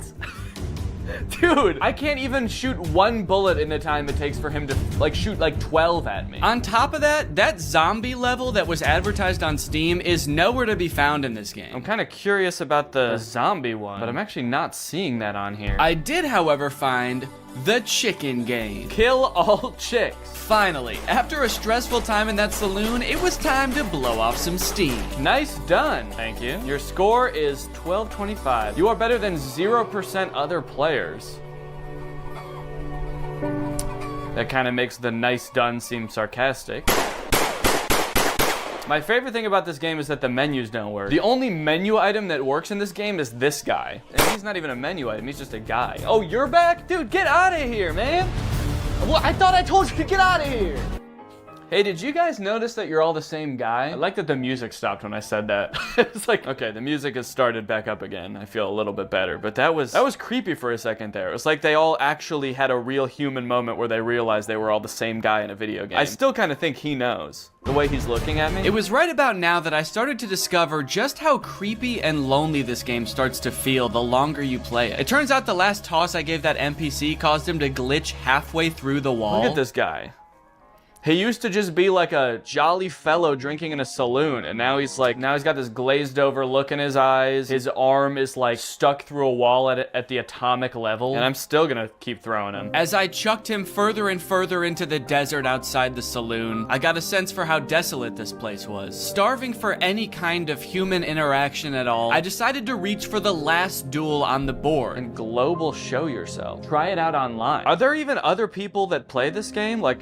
Is there gonna be anyone to play against? But the fate I met in that lobby was far worse than anything I encountered in the saloon. No suitable rooms at the moment. Okay, I'm gonna host a game, see if anyone comes along. Okay, so now I guess I'm just waiting for somebody else to find this game, buy this game, and show up right in front of me so I can shoot them. Oh no. Oh no, I can't shoot the guy to go back in the saloon. How do I get out of here? How do I go back in the saloon? I can't move anymore. I'm stuck in this place until somebody else comes to duel me? Why does it say hello world in the sky? Come on, man. Let me go back in the saloon. Let me go back in the saloon. Next on the list, we have Bad Boy Simulator.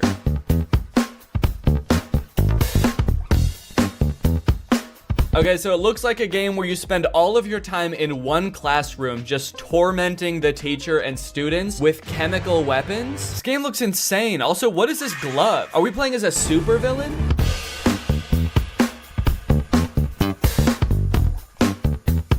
I love that these two characters cough in sync. It's kind of like they're dancing to the music of the game, too. They're like, all right, let's go.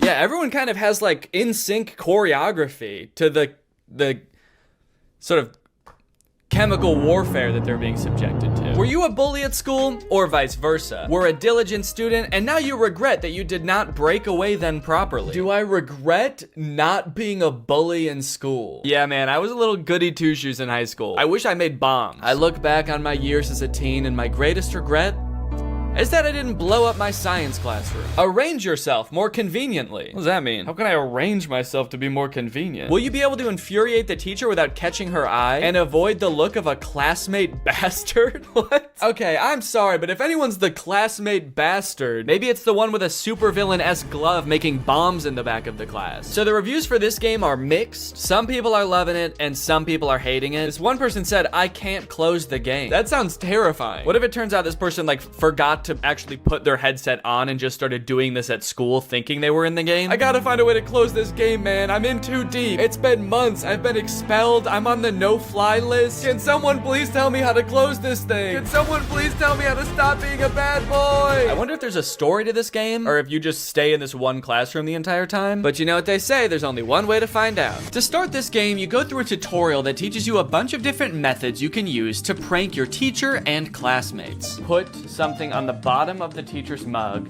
throw it, and then go sit down. I don't know. Okay, so is this glue maybe? Go ahead and stick that, and I'll go right back to my desk. Oh, now we get to watch the teacher discover that her mug has been glued to her desk. What is she doing? Why is she just standing there? Not really sure what happened there. My best guess is that I put too much glue on the mug and she could tell even from outside the door that she was about to be pranked. So she was sort of like angrily protesting from outside the room. 1, 2, 3, stick it. And then I go back and sit down. Oh, here we go, dude. Here she comes. Tiniest legs in the world. Oh, good God. Is the teacher a baby? These pranks rely heavily on distracting the teacher, that way you can cause your mischief without getting caught. You can throw a paper airplane to distract the teacher. Miss? Sometimes it doesn't work. That distracts her. I go and take the mug, and I go back and sit down. Fuck you. Oh. But I don't think any of the other distraction methods really matter because you can also freeze time. Bink. Put this on the mug, sit down, and... Yes! She is so pissed. Now that I was done with the tutorials, I could actually get into the real levels. And it looks like there are a lot, dude. 1, 2, 3, 4, 5 by 1, 2, 3, 4, 5, 6. There's 30 levels. A little bit of quick math for you. And I'm not even in math class right now. I'm in stand class. What does that mean? Wow, look at what all these kids drew in stand class. Level 1, begin. What? Excuse me, are you all right? At first, I had absolutely no clue what I was supposed to be doing during this level.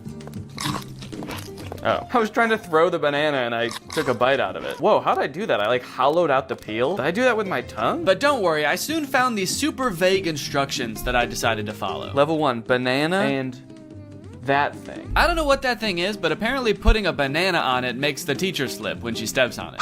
Oh, shit. Wait, okay, I guess that was actually what I was supposed to do. So it seems like every level is just a list of items you need to pick up from around the classroom without getting caught by the teacher. Level 2, glue plus rock plus slingshot. Okay, it's really helpful that I can just freeze time in this game. That makes it so I don't even have to distract the teacher. And then you assemble them into some sort of strange contraption that doesn't really make any sense. Okay, I'm actually not sure what I'm supposed to be doing here, but I can't pick up the soap anymore for some reason. Like, what is this? I feel like I'm supposed to be shooting the soap? I can't make heads or tails of this. Everything's covered in glue. What do I do? I'm just gonna go get caught by the teacher because I don't know what I'm supposed to be doing. Teacher, I was a bad boy. Can you please put me in detention? Eventually I figured it out, kind of. I'm still not really sure what the soap had to do with any of this, but it's a glue slingshot.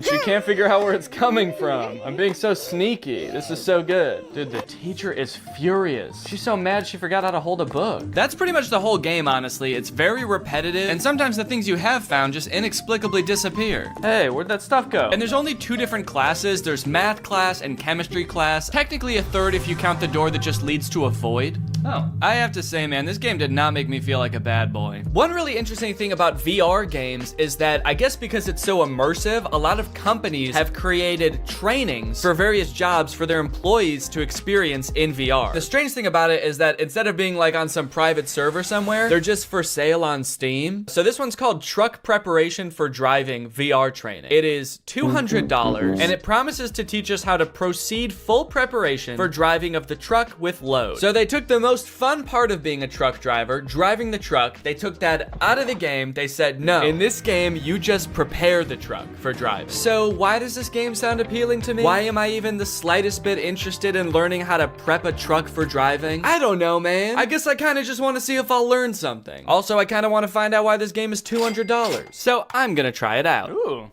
This is beautiful. Oh, right from the start, it seemed I was gonna get my money's worth from this game, as it boasted nearly 3 hours of training time. Come to the table. To move, point the controller to the green circle and pull the trigger. Okay, let's go over here. Take your driver's license out of your breast pocket. I showed my ID to a very unimpressed desk worker. How come this guy doesn't look happy to see me at all? What's he doing over here? All right, what am I supposed to do? Take a tablet with the checklist from the table Take and the the tablet waybill. from the checklist, right, okay. Read the documents. Oh my god, it's gigantic. Why was it so small on the table? Are you seeing this, dude?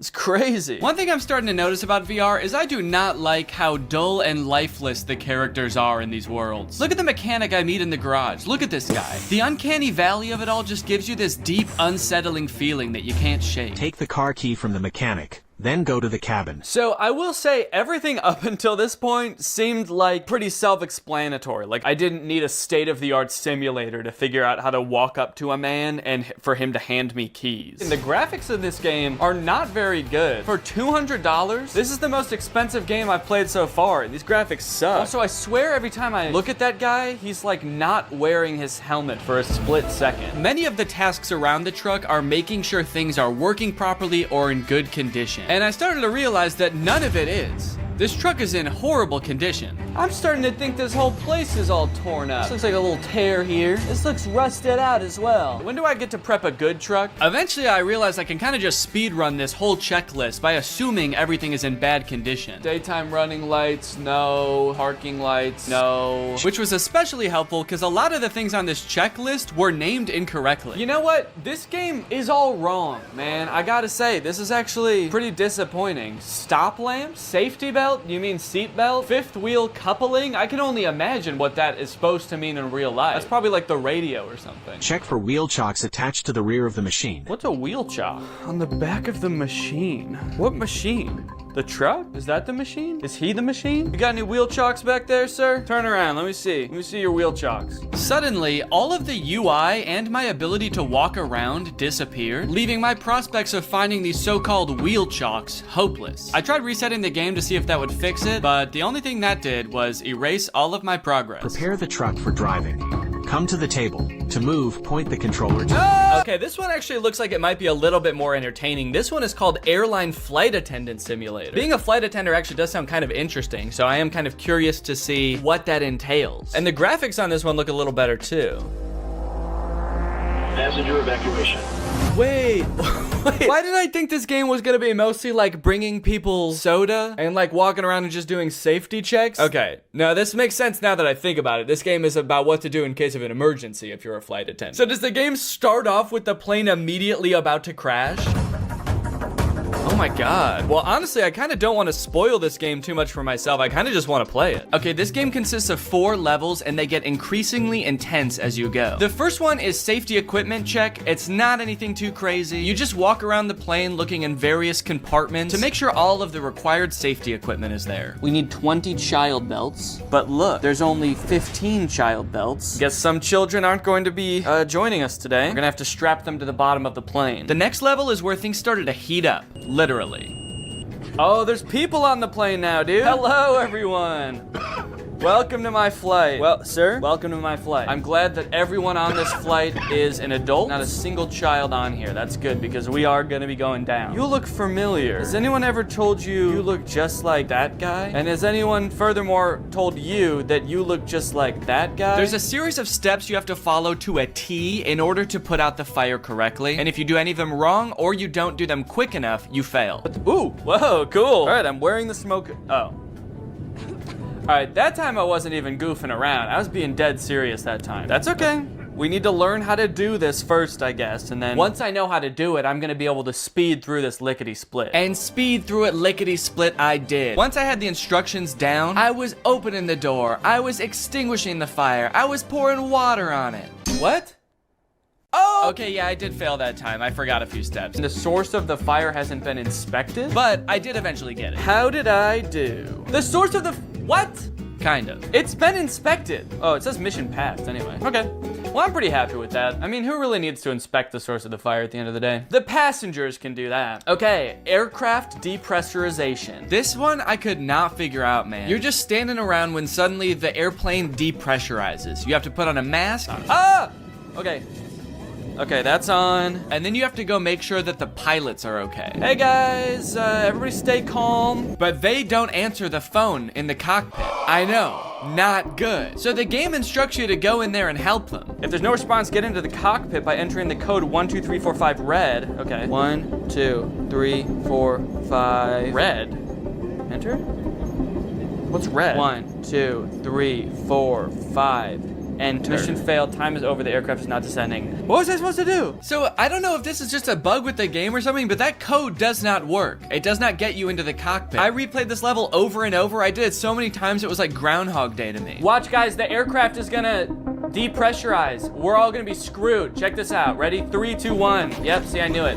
Yeah, you guys are all scared and screaming, but I knew the whole time. Enter, enter, enter, enter. Let me enter, please. Please, let me enter. I have to save the pilots. They need my help in there. Why does it look like I'm like caressing the door handle also? Okay, this one sounds like it's gonna be the most intense one of them all. Emergency landing and evacuation. And it was intense, dude. The first few instructions are just things you're supposed to scream at the passengers as the plane goes down. Brace, brace, heads down, stay down. Brace, brace. Release your seatbelt. Stay in your seat. Life vest under your seat. Put it on. I kind of immediately forgot what the chants were the second the level started. Brace, brace.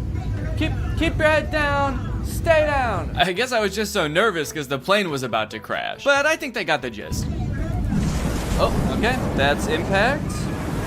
Very scary. Very scary indeed. Passenger evacuation. Okay. Here we go.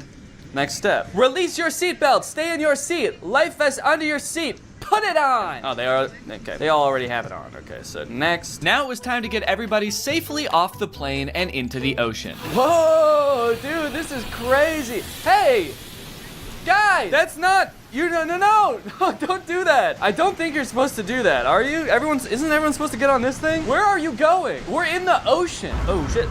Oh, no. Okay, it's attached. I was like, I was just gonna float away and then, oh, hello. Got these 2 clones lined up, ready to go. Okay, right here. Oh, okay, there they all go. Wow, seems like they all really know how to do this. Has this happened to you guys before? Check the entire cabin for any passengers left inside. There better not be anybody still on this. Oh my God, dude, get up, get up. Inflate the life vest, get up, go. What am I supposed to say? Excuse me. I gotta admit, it was pretty fulfilling to help all of these scared passengers off of the plane in a calm manner, and oh fuck, I have to get in the cockpit again. I hope the pilots are alive. Literally everybody else lived, so it would be kind of a bummer if they didn't make it. 1, 2, 3, 4, 5, enter. Oh, it worked this time. All right. Hey guys, I don't know if you noticed, but the plane did crash, so just wanted to let you know. There you go. Oh, okay. All right. You're good? And you as well? Are you good? Oh, okay.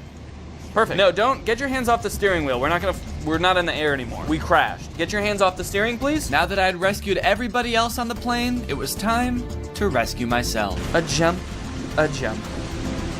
Mission failed. This last one I kind of have a complicated reason for picking, but I think it's interesting. This game is, I think, one of the most popular VR games you can play right now. It's called Gorilla Tag. I'd never heard of it before researching this video, but it seems very popular. Here we find a most curious creature, moving on two paws, able to traverse great distances. So it seems like a multiplayer VR experience where you play as a gorilla who inexplicably does not have legs. I don't know if they all just escaped from some kind of laboratory where they were being experimented on or something, but none of the gorillas have legs. And also, instead of like using the joystick to walk around, you like swing your arms like an actual gorilla walking around, which seems super annoying, honestly. But this game has very positive reviews. 93% of the reviews for this game are positive, but I read through some of them and it gave me a little bit of pause. Positive review. This is the reason I do not want to have kids. Positive review. Kids call you racist stuff, but you will get used to it. Positive review.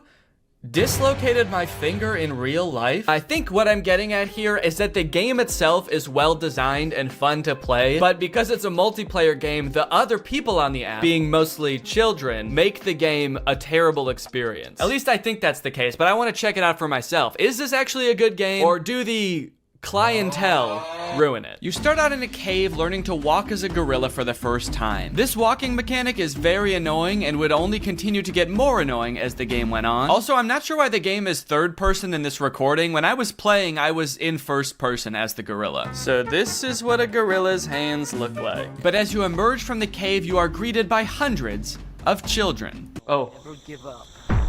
Whoa, suddenly I can hear people. Hey, hi, I'm new here. I don't know how this game works. Can anybody help me? Yeah, I will. Jump down. These children were immediately so eager to teach me how to play. They also turned me into lava. I'm still not sure what that means. Wait, what did you do to me?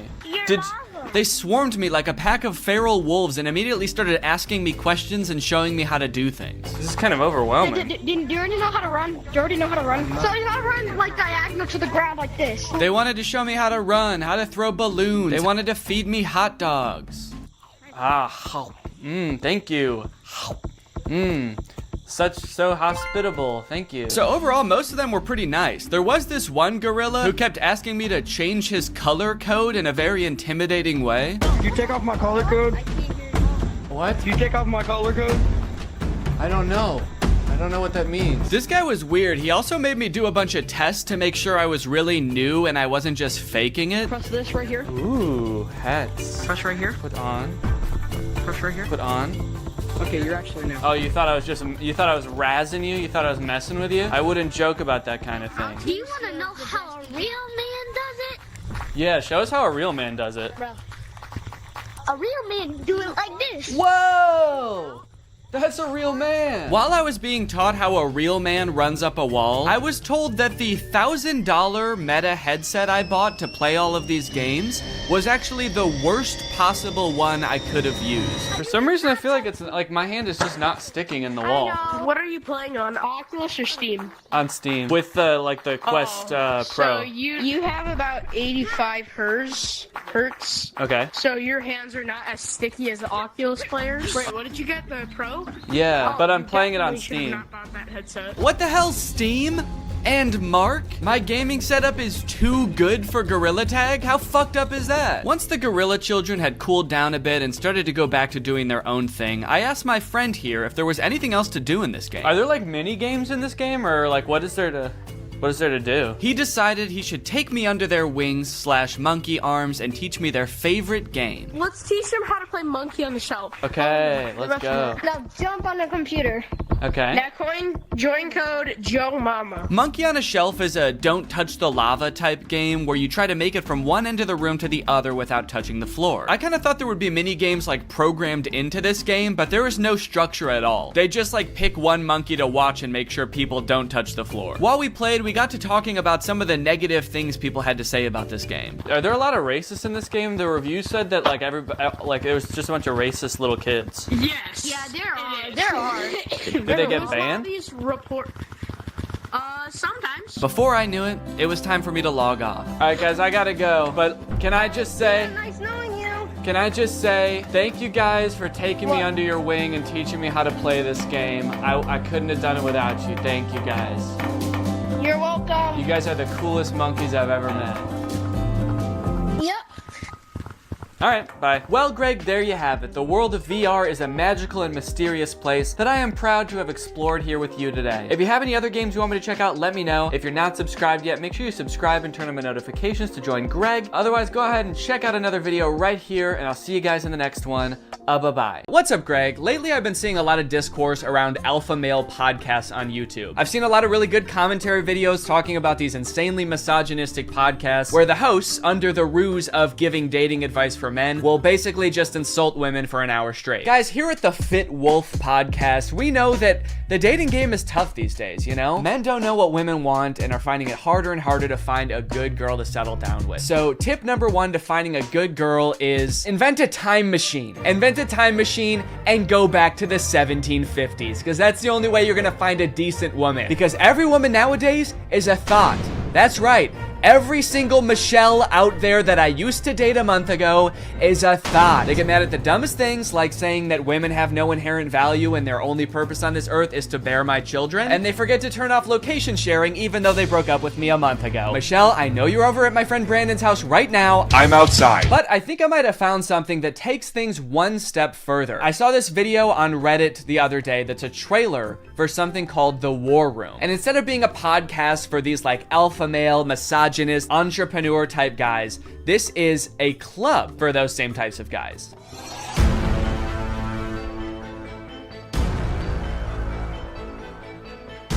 After I joined The War Room, that was the year I made $100,000. On the surface, this kind of just seems like a trailer for a club where you get to hang out with a bunch of bald guys and smoke cigars and talk about business and making money. 1 year ago, I did not even have a business. I didn't make money.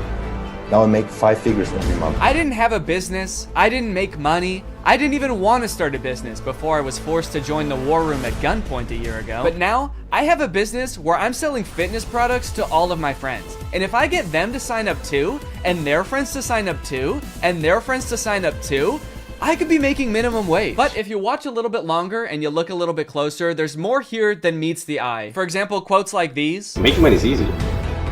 You just take it from somebody. Doesn't sound like making money.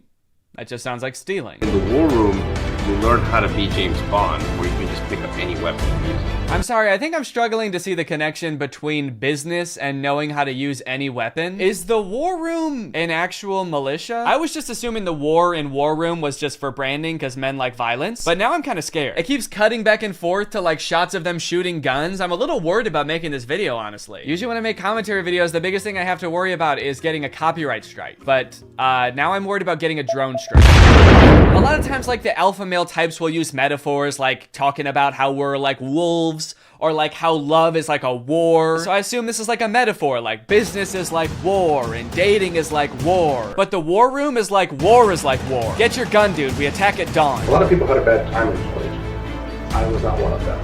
And I quitted a lot of that. Did that guy just shoot fire out of his hands? What does that have to do with any of the skills you learn in this club? I didn't know anything about business before I joined the War Room, but I've been a member for 5 months and now I'm a wizard. How does being a wizard help you with business in any way? Does being magic help you organize your finances in some way? Who said anything about business? You did. That's what this club is about, isn't it? That's it. This interview's over. Okay, I'll stop. Pay me money. Give me money now. Definitely makes me want to join. You got dudes shooting guns, swimming, doing group exercises on a hilltop, watching other people gamble, smoking cigars. It kind of just seems like one super long bachelor party for men whose wives have already left them. And then at the end of the video, it gives you the URL to sign up. It says 54 countries, 1,000 members, and resist slavery. That's the last thing it says in the whole video. It says resist slavery, and then the video ends. And it's like, yeah, I will. I am. So I keep saying this club is about business because that's kind of what the trailer was implying. It's about like networking with all of these rich, influential people, making money, stealing it from people, using your magical powers to steal money from innocent civilians. But if you go to their website, there's not really any reference to business, which is confusing. And the description on their website says this: the War Room is a global network in which exemplars of individualism work to free the modern man from socially induced incarceration. Okay, but like, what do you guys do? Like, if I join, what do I get to do? I get you're gonna free me from socially induced incarceration, but what does freedom look like to you guys? Is it like, am I quitting my job to go to a cigar pool party? This package costs 4,000 pounds, and they have packages on their website that go up to 7,997 pounds. Do any of these guys not see the irony and being like, individualism rules, dude. Society is like jail. If you conform to society, that's like being in prison, basically. You're basically a slave at that point, while also being like, yeah, I paid $7,000 to join a club where everyone looks and dresses like me. I didn't want to be a stereotype, okay? So I joined a man club to smoke cigars and shoot guns. And that's sort of what makes me an individualist. It just feels like they're kind of playing the like, I'm not like other guys card. And I guess in some sense they're not like other guys because most guys can't bend the elements to their will like that one guy. But other than that, I mean, it's just like all the pictures are just guys hanging out in dimly lit clubs, doing military style drills. I don't know what's going on here. In case you're not sold yet and you haven't been convinced to join, let me read you a little bit more because the War Room's website uses like every cliche pickup artist tactic to try to get you to join this club. We got the classic negging. What can you bring to the War Room? Truthfully, very little. Probably nothing at all. You are not ready for the War Room. You will not revolutionize what we built. If you had the capabilities we required, you would already be inside. What? They think I can't bring anything to the War Room? They think I'm some kind of sucker who doesn't have my life in order and can't manage my money. I'll show them. I'm gonna take out a 4th mortgage on my home and I'm gonna join this club. We'll see how stupid they think I am then. They also use like the get it while you still can technique that's in like every as seen on TV commercial. This chance won't last forever. We will not hold this open for everyone. Soon, membership will close. The War Room members and their sons will remain the closed wielders of global influence into eternity. Holy shit, dude. They're closing submission soon? I'll be right back, guys. I gotta go. I'm not doing this for me, okay? I'm doing this for my son. I guess my son gets to be in the club too if I join. I gotta go. Now, I don't have any way to look and see how long it said this on the website, but if I had to guess, I would guess that it's been on there as long as this website has existed. Why would they close submissions? How does that make any sense? Do they want to stop making money? The founder of this club is like, whoa, I'm too rich, all right? That's one thing we teach in the War Room is you can't have too much money. I mean, if this is like a militia, do they have enough soldiers? Is that why they're closing? Soon, 1,000 bald men wearing tightly fitting t-shirts will be storming the beaches. We can't wait around for you forever. So you might be wondering who the head of this club is, right? It must be someone like very rich and influential if he's expecting to get people to join just based on like the connections that you can get from the club, right? Well, this is where things get a lot more creepy.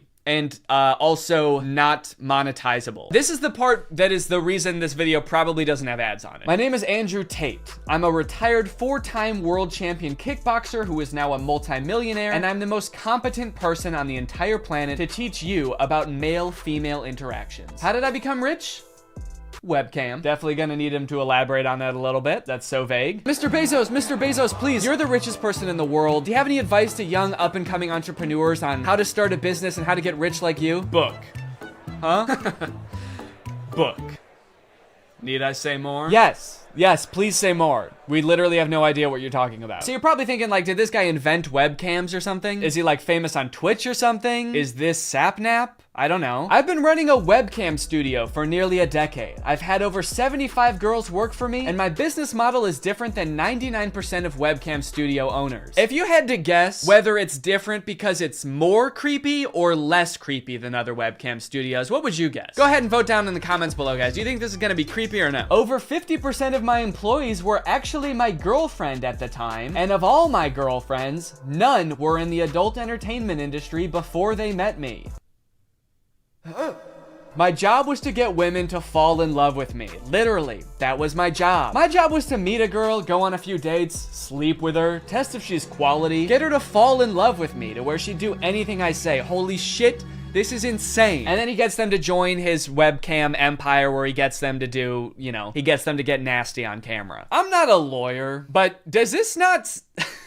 Does this not feel illegal? At the very least, this seems like insanely creepy. This feels abusive. It feels like he's just confessing to crimes. That's why I want you to join the war room, all right? You're gonna learn about making money, picking up women. You're gonna form a militia to protect me from an international tribunal for my many crimes that break international law. For legal reasons, that was a joke, okay? I don't know if this is legal or not. So I guess what he meant when he just said the word webcam was that he's exploiting a ton of women online for his own personal gain. In hindsight, it seems so obvious. How did I not guess that? Let's watch another promotional video for the War Room. This is on Andrew Tate's YouTube channel, and it's called The Matrix Predicted the Great Reset Explained. Basically, it's a video where this guy compares his life to the Matrix. We are living inside of the Matrix, and I am Morpheus. I know you're sitting thinking, why did Tate not decide he was Neo? Because Tate has all the Aikido and the masterful, nearly superhuman abilities. Yeah, I used to be a kickboxer, so I'm basically in the Matrix. Actually, the reason I take the War Room guys to the gun range so much is so they can shoot at me and I can dodge the bullets like Neo. It's like, okay, dude, if anyone here has superpowers in the War Room, we know who it is. And it is not you. And when I say we're living inside the Matrix, I'm not stating that with irony or as a joke. We are genuinely, actually living inside of the Matrix. The Matrix is real. Yeah, something tells me that even though he keeps saying literally, and this is not a metaphor, that it is a metaphor. Something tells me he's not literally saying that we're living in a computer simulation that's controlled by, like, aliens or whatever the Matrix is about. I actually haven't seen the Matrix.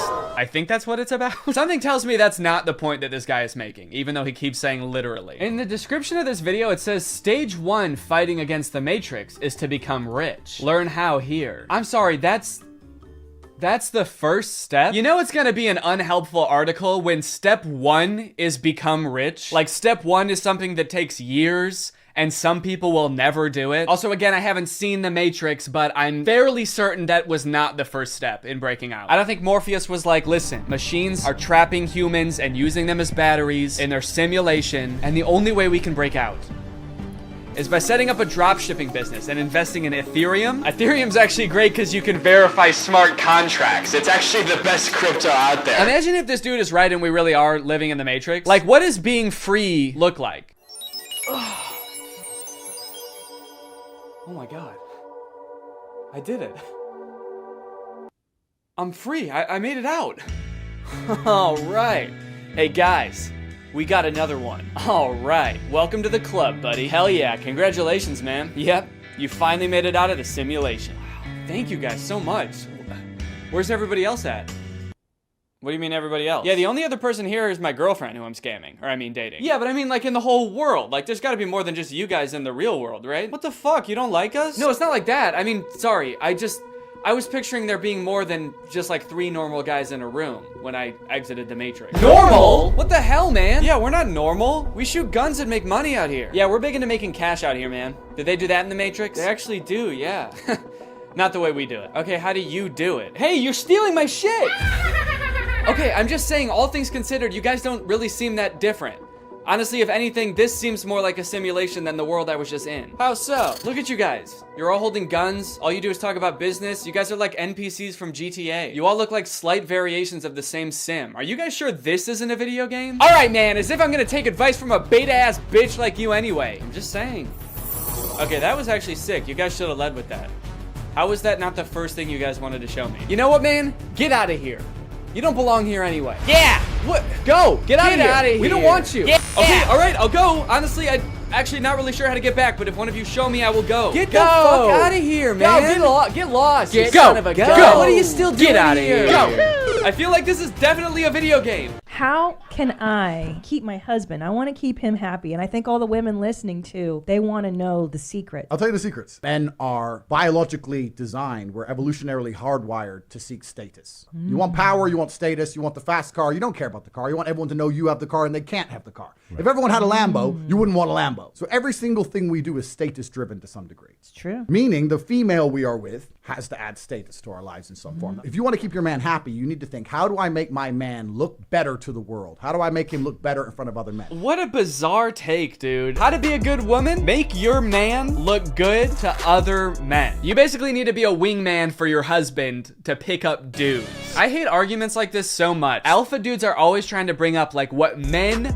are hardwired to do. What have men been evolutionarily designed to do? Here he's saying that like men are hardwired to seek status. Men want a Lamborghini. You know how every men want a Lamborghini because it's a status symbol. Even if it worked out that like evolutionarily that's something that is in men's nature, that doesn't make it good. You know what else is in our nature? Thinking sugar tastes really good. If you didn't tell someone that sugar was bad for you, they would think like, oh my God, this is the best thing in the world because it tastes really good. If you put 10 pounds of candy in front of a caveman, he would eat all of it and then he would throw up. And then he would die, probably, because he's never eaten that much sugar before. But hey, I guess that's just kind of what he was hardwired to do. So if you want to be a good cave wife, you got to go out there and you got to get your man as much candy as you can find. You want to go to the store and buy him one of those lollipops that's as big as his head that he always wanted when he was a kid, but his mom would never let him have. And that's the only way to keep men happy, all right? These alpha male type guys are always trying to sound like scientific. Like this is the science-backed way to attract a mate. And this is the evolutionary way that relationships are supposed to be. But I feel like if they were being honest, they would recognize that there's a difference between what humans like naturally are inclined to do and what is healthy and what is sustainable. You know what else increases your status? Murder. Can't be anyone higher up on the hierarchy if they're all dead, right? It's weird. I don't see any of them advocating that, but it's the same primal instinct that they're talking about, so why don't they? To prove what a sick and cool lifestyle this guy has, here is a video that he posted on Christmas while apparently alone in a hotel room.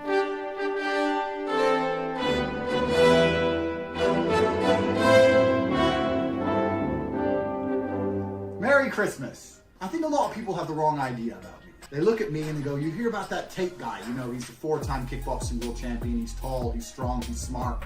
He's fucking gorgeous. That's the wrong idea? People have the wrong idea about me. He's smart, he's rich, he's tall, he's funny. When in actuality, I am short, rude, and poor. Anyway, yeah, that's the war room. I feel like this video took a lot of twists and turns, but as I kept clicking on different links on this dude's website, I just kept getting more and more shocked at what I was finding. So hopefully this was an entertaining video. I was considering purchasing like a war room membership as part of a follow-up video, but I honestly do not feel good about putting any money in this guy's pockets. I'm honestly a little bit worried that if I paid this guy 7,000 pounds, it would go towards like more guns or like a prison cell for his employees. But anyway, I hope you guys enjoyed this video, and now it's time to talk about our sponsor. Guys, you know what you're probably not gonna get if you spend $5,000 to hang out with the guys from the war room?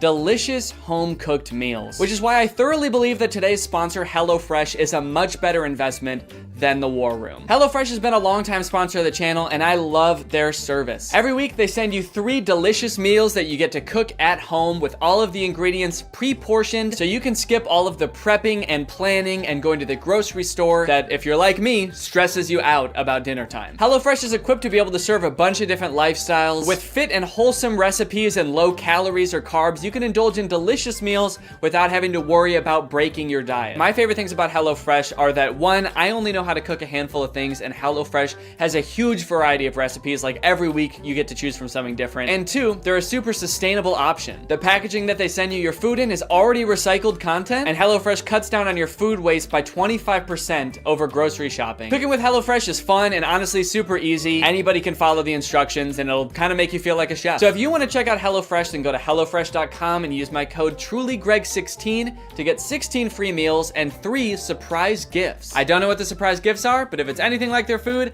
I'd say it's worth it. Thank you to HelloFresh for sponsoring this video, and thank you to you guys for supporting my channel by checking out HelloFresh. All right, thanks for watching. Bye. What's up, Greg, and welcome back to the Beef Zone, baby. This is where we talk about the internet's hottest drama going on right now. Today, we're gonna be talking about Axel Weber. He's a TikTok star, and he's already started one of the year's most insane internet quarrels. I don't particularly talk about internet drama too much on my channel, but I had to do an installment of the Beef Zone just this once because this is a pretty unique case. I don't think I've ever seen anybody start an internet beef quite like this before. And that's because this dude, Axel, has started a feud with a college. This dude has started beef with a 4-year accredited institution. I've never seen that happen before. Other influencers are out here starting beefs with each other because of like messy breakups, problematic tweets. This dude's out here starting beef with institutions. That's crazy. I'm gonna start doing that. The DMV, you're done. You're canceled. I had to wait in line once 5 years ago when I got my license renewed.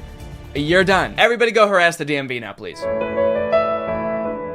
No, don't actually do that. This dude, Axel Weber, he's a very popular TikToker. He's got 3.9 million followers. He is, okay.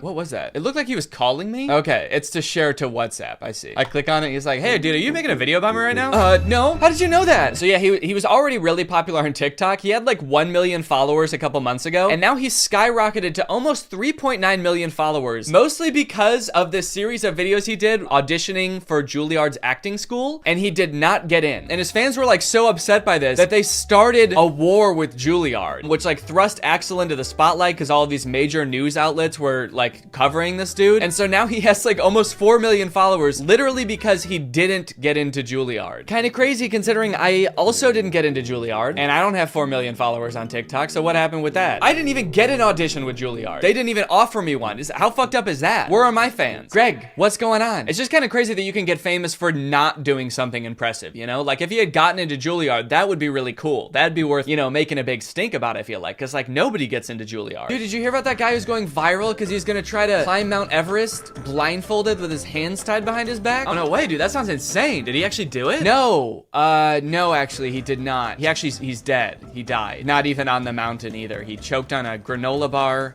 on the flight to Mount Everest. He's going viral? Yeah, dude, his funeral has 800 million likes. So I feel like to fully appreciate this story, we kind of have to go back to the beginning where it all began. So in December of 2021, just about a month ago, Axel had just moved to New York. He's pursuing acting. He's making a bunch of TikToks about living in the world's smallest apartment, and he has just hit 1 million followers on TikTok. Hi, we just hit 1 million on TikTok. Come on.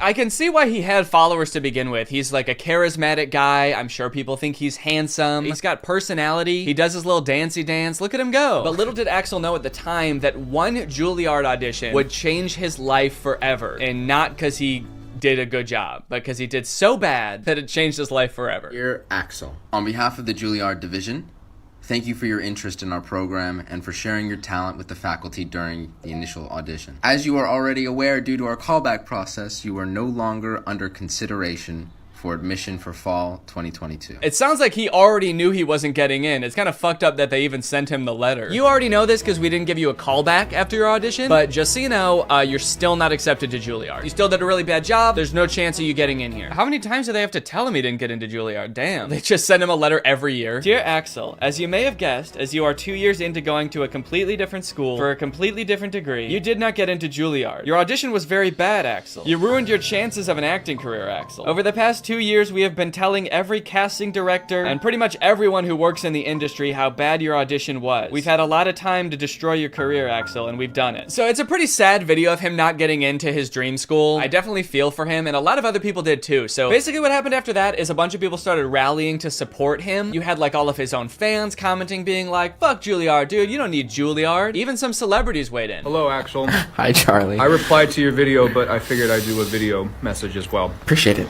Not only did I not get into Juilliard, but I didn't get into 5 of these prestigious schools that I wanted to get into that I thought could better my career. Don't believe it.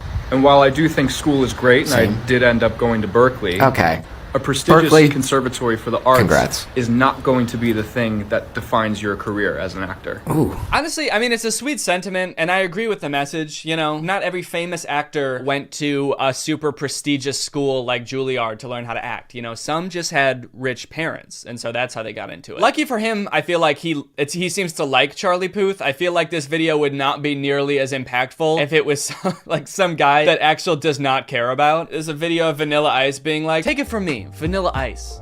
I didn't get into Juilliard either, but that didn't stop me from becoming the 20th most famous person for 1 month in 1995 and then slowly slipping into obscurity for the rest of my life. Axel's like, oh, thanks, dude.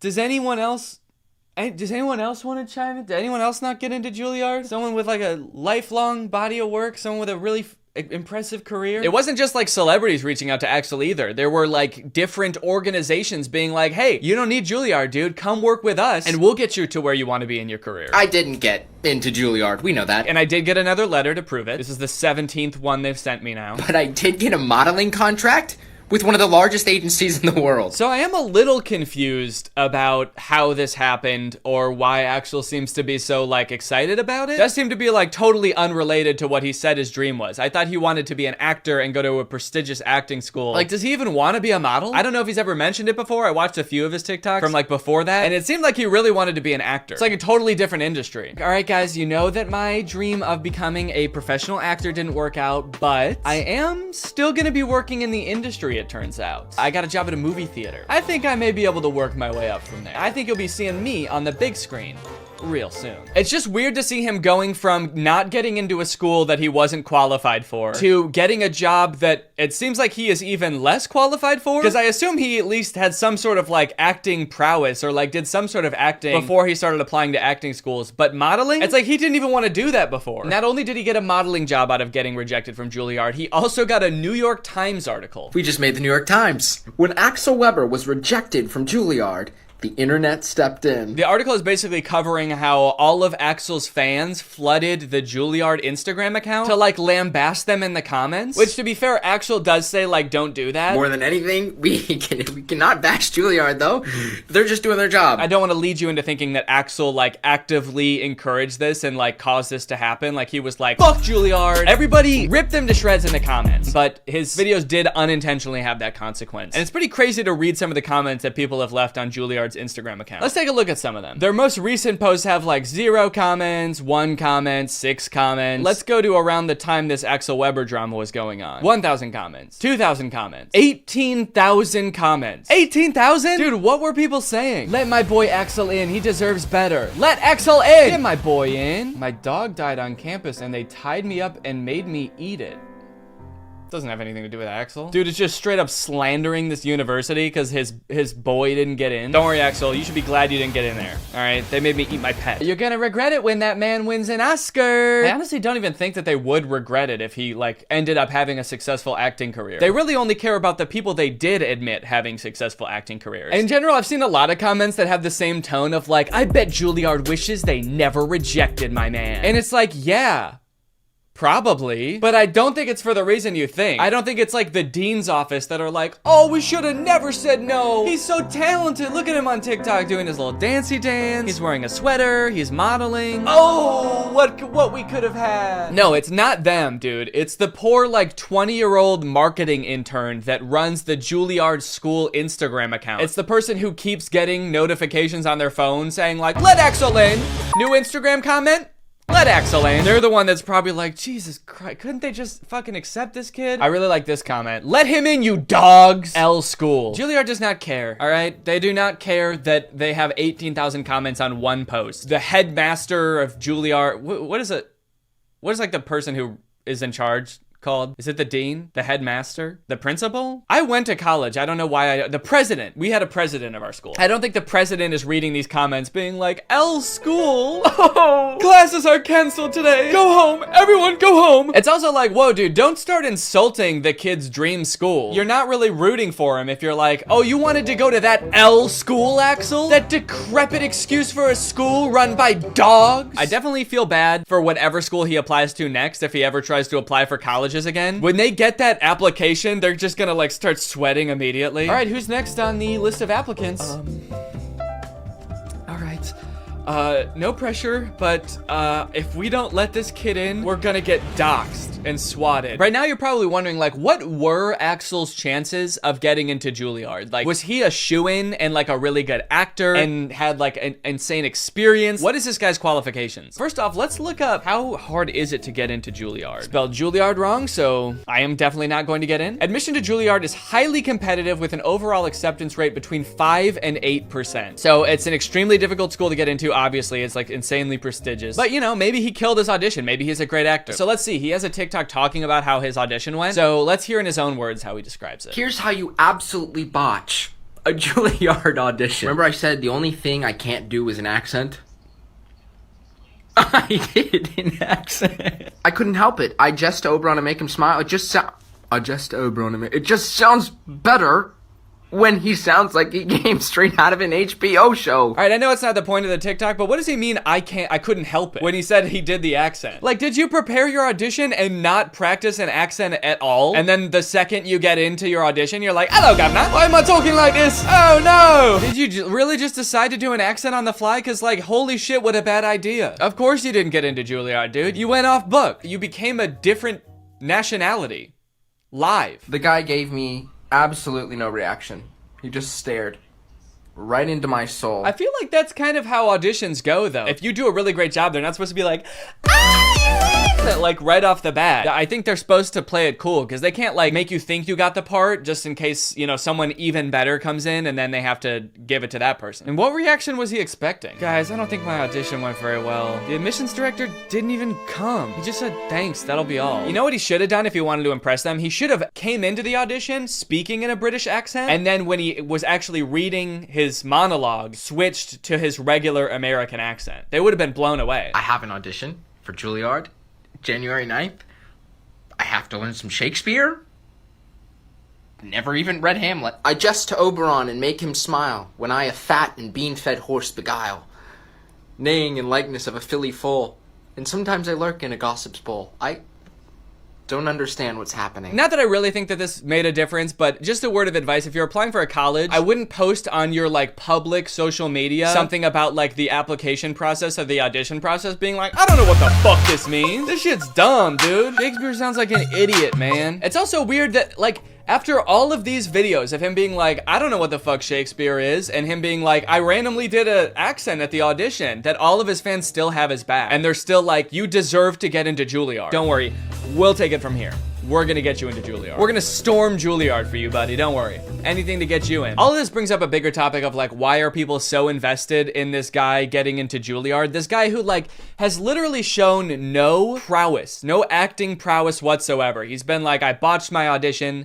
I don't fuck with Shakespeare. He seems like a nice kid too. I just don't understand why people are like so ride or die for Axel getting into Juilliard. Probably a decent amount of them are joking and just thought it would be funny to like get way too into it and take his side. But I do think it's also kind of like the cute teen white boy effect, where like a fan base of 12-year-olds will literally do anything for a white guy that they think is cute. You know who I think probably hates this more than anyone? The students who actually did get into Juilliard. Just seeing this dude get rejected and be rewarded for like his not being very good at acting with a modeling contract and an extra 3 million followers. Meanwhile, you get into Juilliard and you get rewarded with student loans. I think that this guy is benefiting from a lot of privilege and maybe not realizing it. I don't know, man. He seems like a sweet kid, but also is sort of coming off a little bit like, I deserve this. Like he moved to New York expecting to get into one of the top 10 acting schools. Like that's why he says he lives in this apartment. And it seems like that sense of entitlement has been picked up a little bit by his fans as well. The whole thing kind of reminds me of like the Alex from Target phenomenon, when like just this random cute boy got like thrust into the spotlight and millions of followers because he was like attractive once. I don't know. Let's see how his modeling career is going. I wonder if he's posted any updates on that. Oh, this TikTok is called First Photo Shoot.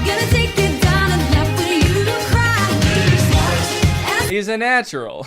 All right. All right, well, that's pretty much the whole Axel Weber thing. It seems like he's doing good now. He's got his modeling career going, and I guess we'll be seeing him on the cover of Vogue pretty soon. Hopefully you guys enjoyed this video. If you do and you're new here, make sure you subscribe and turn on my notifications to join Greg. I'll see you guys next time. Bye. All right, I have two things to apologize for. One, this video is definitely gonna come out after Christmas, and two, sorry I look like such a freaking nerd right now, dude. These glasses. I have an ulcer on my eyeball. Merry Christmas to me. Don't worry, it's not a big deal. It's gonna get better in a few days. I just have to put these drops in my eyes like every 20, 30 seconds. I know this is gonna come out after Christmas because I'm recording this the day after Christmas. But to be fair, like, are modern Christmas movies even really about Christmas anymore? Old Christmas movies used to be like, you know, sweetie, this family is the best Christmas gift a guy could ever ask for. why I'm starting to think I won't kill myself after all. Whereas now, Christmas movies just feel like a hodgepodge of cliches that are vaguely related to Christmas. Every Christmas movie now is like, Christmas with the stinks. What happens when Santa gets lost in a small town just 1 week before Christmas? He's gonna have to spend it with the stinks. Hey, come on in, we're the stinks. We like to poop and shit. Also, Santa is a secret agent. And he's got a gun. I have a gun. Starring Dwayne "The Rock" Johnson as every role and filmed entirely in front of a green screen. I have a gun. Netflix presents Christmas with the Farts. Only on Hulu, July 7th. I mean, Netflix's like big Christmas movie they came out with last year didn't feel like a Christmas movie at all. It was a very confused movie about Santa being kidnapped by a witch who like sucks all of his powers up so she can imprison half of the population, which on its face does seem like it could be like a whimsical, fun Christmas movie. I just wish any of the people making the movie realized that, because they all just played it really serious and made it feel like a Marvel movie. Hey, Fred. Got a 5'11" male grown-up hovering by the scented candles. Keep an eye out. Yeah, we got a guy maybe stealing one candle. Can we get somebody to take him in the back and kick his ribs in? Also, Santa appears to have some kind of deal with the US military. They like escort him around with fighter jets. What does the US military get from this deal? Santa, are you making them bombs? I also feel like this movie does this thing that a lot of Christmas movies do now, where because Santa's whole operation is basically impossible, basically, not, you know, I still believe in Santa. They try to come up with lore that explains it and makes it seem more believable. So like in this movie, instead of Santa's village just being like a dozen elves helping him, it's like an entire city. It's a metropolis. Yeah. Now that actually makes it make less sense. It actually made more sense when it was just magic. Thank you though. Anyway, I don't really want to spend too long talking about that movie because it's pretty boring. And I also want to talk about the movies that I actually want to talk about. Dear Santa and A Very Jonas Christmas. Dear Santa also came out last year, and the premise, if you can believe it, is that a little boy writes a letter to Santa, but he is dyslexic, so he accidentally addresses it to Satan. And then Satan shows up. And it turns out he's the guy from the Minecraft movie. Yeah, very different kind of idea for a Christmas movie, but in their defense, at least they made him terrifying. Yeah, I don't know what kind of processing they did on Jack Black's face, but he looks very uncanny. I mean, he looks like a video game character. To the point where, like, he might be completely CGI. I don't know if Jack Black knows he's in this movie. And I think that this right here is what might have given me that eyeball ulcer. Young kid writes a letter to Santa, but he misspells it and it goes to Satan. So Satan, played by Jack Black, shows up at Christmas time and comedy ensues. Why did they put Jack Black in quotes? Played by Jack Black. Does Jack Black know he's in this movie? That's why Jack Black is in this movie that we made about Satan. On all accounts, this movie makes zero sense. I don't know why they made this. A child being haunted by the Lord of Darkness should be the plot of like a horror movie. Is he gonna be like his friend? Are they gonna hang out? Is this gonna be like Gooby but with an evil monster? They already made that movie. It's called Gooby. Now going into this movie for the first time, I knew two things about it. One, that Jack Black plays Satan. And two, that something happens at the end of this movie that is in very poor taste. I was very curious to see what that was, but as the movie progressed, I honestly had a hard time seeing how that could possibly be. I mean, after all, there's so much insane shit in this movie, how could there possibly just be one thing? So most of this movie revolves around Satan trying to get this little child Liam to fulfill a deal in which Liam gets 3 wishes, and Satan gets his soul for eternity, and Liam goes to, and excuse my language here, hell. And in fact, he does eventually fulfill the deal, which leads to this very confusing montage. What? Why so blue? Why so blue? I just sold my soul to the devil. I'm sorry, I'm having a little trouble seeing why him selling his soul to Satan made him cool suddenly. Damn, look at that kid. He's so cool. What's his secret? I'm going to hell. I'm going to hell. So like, does that lead to the poor taste ending? Is it Liam's parents' marriage falling apart? Is it Liam trying to use Satan to get his crush to fall in love with him? Is it this kid's teeth? Is it him wishing Satan would resurrect his brother from the dead and it happening? Oh, yep, that's it. It's that. We wanted to make sure that it didn't get too dark. It didn't become a horror movie or anything like that. I don't know, guys. I think you made it too dark. We wanted to tell a nice Christmas story. Yep. It's nothing like Satan resurrecting a little boy from the dead to make you forget this movie had anything to do with Christmas. Also, like a third of this movie revolves around Liam going to a Post Malone concert to impress his crush. And of course, Satan puts a spell over Post Malone to make him think that he's best friends with Liam. And when I was watching this, I was like, okay, so they must have just like repurposed all of this Post Malone concert footage from an actual Post Malone concert, right? Oh no.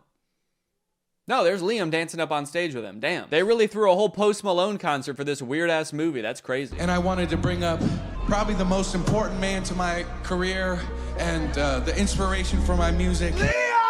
I am happy for Liam, but I'm concerned for Post Malone here. Bringing a 10-year-old on stage and being like, this little boy is my muse. He's everything to me. It's definitely gonna put a weird stain on his career. Everyone in the crowd is like, yo, this Liam dude sounds awesome. Post Malone has lost his mind, but this Liam kid can dance. Hey guys, it's me, Santa. I probably look a little bit different than you're used to, huh? Probably expecting a guy in a big red coat with a white beard, huh? Well, this is what I actually look like. All that stuff about rosy cheeks and a big white beard is all made up. Coca-Cola made that up in the 80s. I have always looked like this. Anyways, guys, I was just popping in here to thank SoFi for sponsoring this portion of the video. As we all know, one of the simplest and most powerful ways to build wealth is actually by earning interest on your money. Making your money work for you. Just like I make the goblins work for me. Like, that's right, the elves are another thing Coca-Cola made up. They're actually goblins, and sometimes I also hire ghosts. But here's the thing, when it comes to interest, most banks give you a tiny amount, like a fraction of a percent. But thanks to today's sponsor, SoFi, we're gonna change all that for you, all right? SoFi is a mobile-first finance company helping its members save, spend, borrow, and invest. When you open a SoFi checking and savings account and set up an eligible direct deposit, you earn a competitive APY, and there are no account fees. One thing I do want to make clear is I do still like milk and cookies. So if you're like, oh, this isn't the Santa I know, I'm not gonna leave out milk and cookies. That's the one thing I do like. But I like oatmeal raisin. I'm an oatmeal raisin guy. That means your money's not just sitting there, it's working. Every dollar you earn in interest can earn more dollars in interest. Over time, that's gonna really add up. You'll even get paid up to 2 days early with direct deposit. And you can access additional FDIC insurance up to $3 million on deposits through a seamless network of participating banks. For a limited time, when you open a new high-yield savings account, you can get up to a $300 cash bonus and a 0.7% boost on your savings APY with eligible direct deposit. Terms apply. So start putting your money to work like I put those geese to work pulling my sleigh through the air. That's right, reindeer can't fly. I use geese because they can fly. Head to SoFi.com/Danny, click the link in the description, or scan this QR code to learn more and get started. Thank you to SoFi for sponsoring this video, and thank you to you guys for checking out SoFi. Merry Christmas! I just laugh like that. Now, I got a lot of requests to talk about this Jonas Brothers Christmas movie, A Very Jonas Christmas. And the movie definitely lives up to the title. Almost this whole thing is about the Jonas Brothers. So this movie is about Nick, Joe, and Kevin having like one last concert in London before they have to fly home for Christmas with their families. But due to a series of goofy hijinks, they get stranded. And at one point in the trailer, it looks like they even get lost in the woods in Europe. When I watched the trailer, I was like, how the fuck are they gonna get lost in the woods? There are no airports there. So when I first heard about this movie, I was very excited to watch it. I think the only other movie I've ever seen these three brothers in is Camp Rock, and that movie was very easy to make fun of. And I don't really even think they've made many movies since Camp Rock. I mean, on Rotten Tomatoes, Nick's picture looks like it's from like 2013, Joe's 2015, and Kevin's 1978. Also, look at the poster for this movie. Is this about them trying to get home for Christmas or assailing a foreign dignitary to assassinate him? We got Nick in the car, Kevin in the train, and Joe is definitely gonna die up there. Oh yes, there's no doubt about it. This movie is gonna be pretty bad. Let's look at what it's got on IMDb. Oh, a 5.7. Okay, that's actually better than I would have thought. What about Rotten Tomatoes? 92? Wait, it looks like people actually really like this movie. And look at this dad on TikTok. He's losing his mind laughing. Did the Jonas Brothers make a good Christmas movie? On purpose? Okay, so I have watched the movie, and I will say it's better than I thought it was gonna be, but that doesn't mean that it's not insane, because it is still insane. For example, you're probably wondering how the Jonas Brothers got stranded in Europe in the first place. Like, obviously, most people have to deal with, like, holiday travel congestion, but the Jonas Brothers probably fly on, like, a private jet, right? They're not dealing with regular air traffic. Well, like I said, they just finished their tour. They're anxious to get home to their kids. It does kind of seem like their kids aren't really that anxious for them to get home. I'm gonna be home tomorrow and I'm gonna take you skiing just like I promised. And she could care less. That does kind of lower the stakes of the movie a little bit, that they're like, guys, what are we gonna do? We've gotta get home for Christmas. Our kids need us. And their kids are just like, nah, we're good, man. Don't worry about it. We have really healthy attachment, so we're not gonna fret too much about it. Don't do anything too drastic. How about we get lost in the woods and eaten by wolves? Well, Nick and Kevin are anxious to get home, actually. Joe is a little bit sad that tour is over because he's gonna miss his brothers. So he starts unknowingly venting to none other than Santa himself. Nothing like Christmas to help a family rediscover its magic. Except our Christmas plans are to get the hell away from each other, so. Oh, that's not good. That's not good at all. Hold up. They want to get home for their kids on Christmas? No. Santa cannot allow that. Santa hates kids. So Joe walks away, and Santa is upset that the Jonas Brothers aren't going to be spending Christmas together. So he comes up with a brilliant plan. Nay, a perfect plan. Nay, a terrible plan to keep the Jonas Brothers together. Christmas spirits, I've seen something tragic. These boys shan't get home till they rediscover their brotherly magic. Unless they decide to spend Christmas with each other, the spell will keep brother stuck with brother. I mean, that's wild. Is that a thing that Santa does? He casts spells like a witch?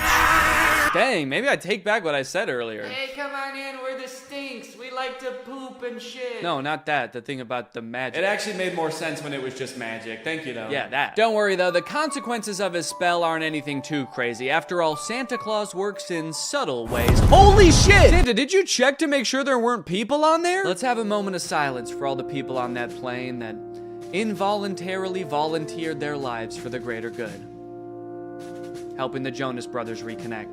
I had no idea that when Santa worked his magic, there was so much like death and despair involved. That's crazy. Also, it's a little bit disturbing that I feel like the Santa in this movie has already done worse things than Satan did in that entire movie. You're the uptight, responsible one. You're the lovable tramp, and I'm the relatable human cardboard. Forgettable Curly, the world's most unlikely rock star. Not Nick or Joe. The one that still lives in New Jersey. Dang, they are really leaning into this ragging on Kevin thing in this movie. Like, damn, I know this is a thing people joke about. I know I've written a whole song about ghosting the guy, but you guys are his brothers, dude. Feels different when you do it. This movie is also a musical, which is kind of fun. A lot of the songs are very catchy, like Coming Home This Christmas. Unfortunately, music labels have been like very strict about copyrighted music on YouTube, so I can only show you like a tiny little snippet of it. Now, one thing that made it kind of tricky to write a video about this movie is that they do this very self-aware thing where anytime like a goofy plot detail comes up, they make a joke about it before you even get a chance to think it in your head. Wait, they're getting to the train station just barely before their train, but they're gonna stop to sing a song about it? That's kind of... You think we have time for a song? Yeah! Oh, they already... Okay. But isn't this whole plot just the plot of a bunch of Christmas movies? Have you ever seen a Christmas movie? It's literally the entire plot of the film. Damn, they're good. Who knew the secret to making a flawless movie is just pointing out all the flaws before anybody else has the chance? Honestly, it is a pretty good tactic if your sole goal with the movie was making it really hard for commentary YouTubers to make videos about it. But it does feel very defensive, and it also kind of gets old to, in every scene, be like, yo, this is kind of weird. What is going on here right now?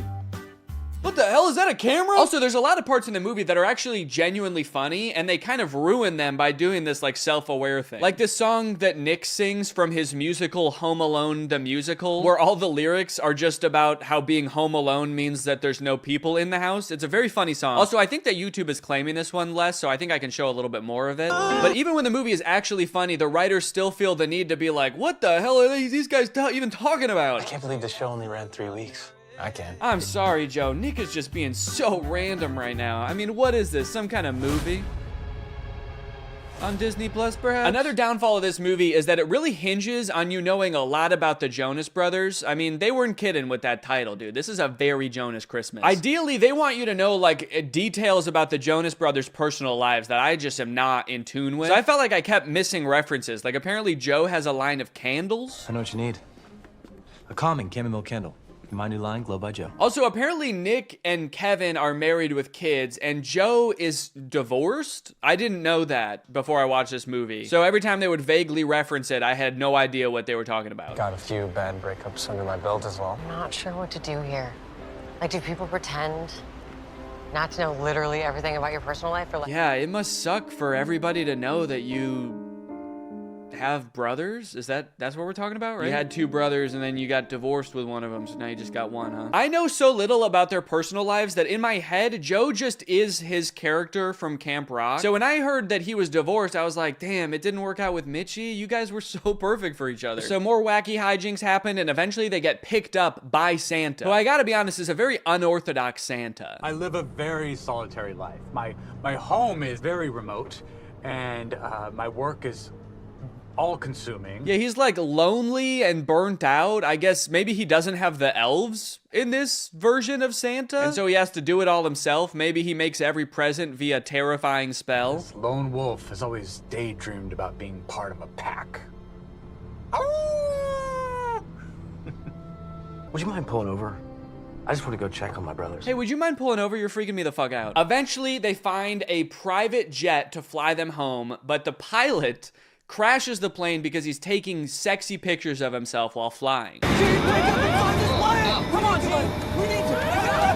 I like how the plane is in complete free fall and they don't seem to be affected by the G-force at all. We're going down! Everybody, brace for impact! Oh, fuck! There's this running plot line throughout the movie about how Kevin secretly wants to sing in a Jonas Brothers song, but they never let him and he's too scared to bring it up. But at the end of the movie, they make it home to their families and they're all singing and they finally let Kevin sing.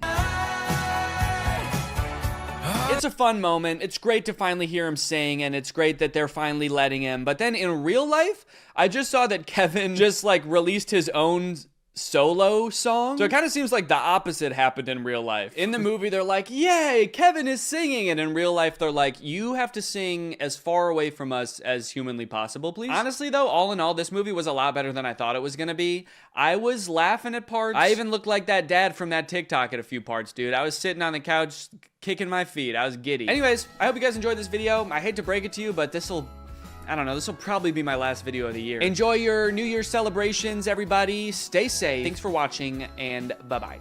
What's up, Greg, and welcome back to another episode of A Grown Man Spends 20 Minutes Making Fun of a Movie for Kids. You may have noticed something a little bit different.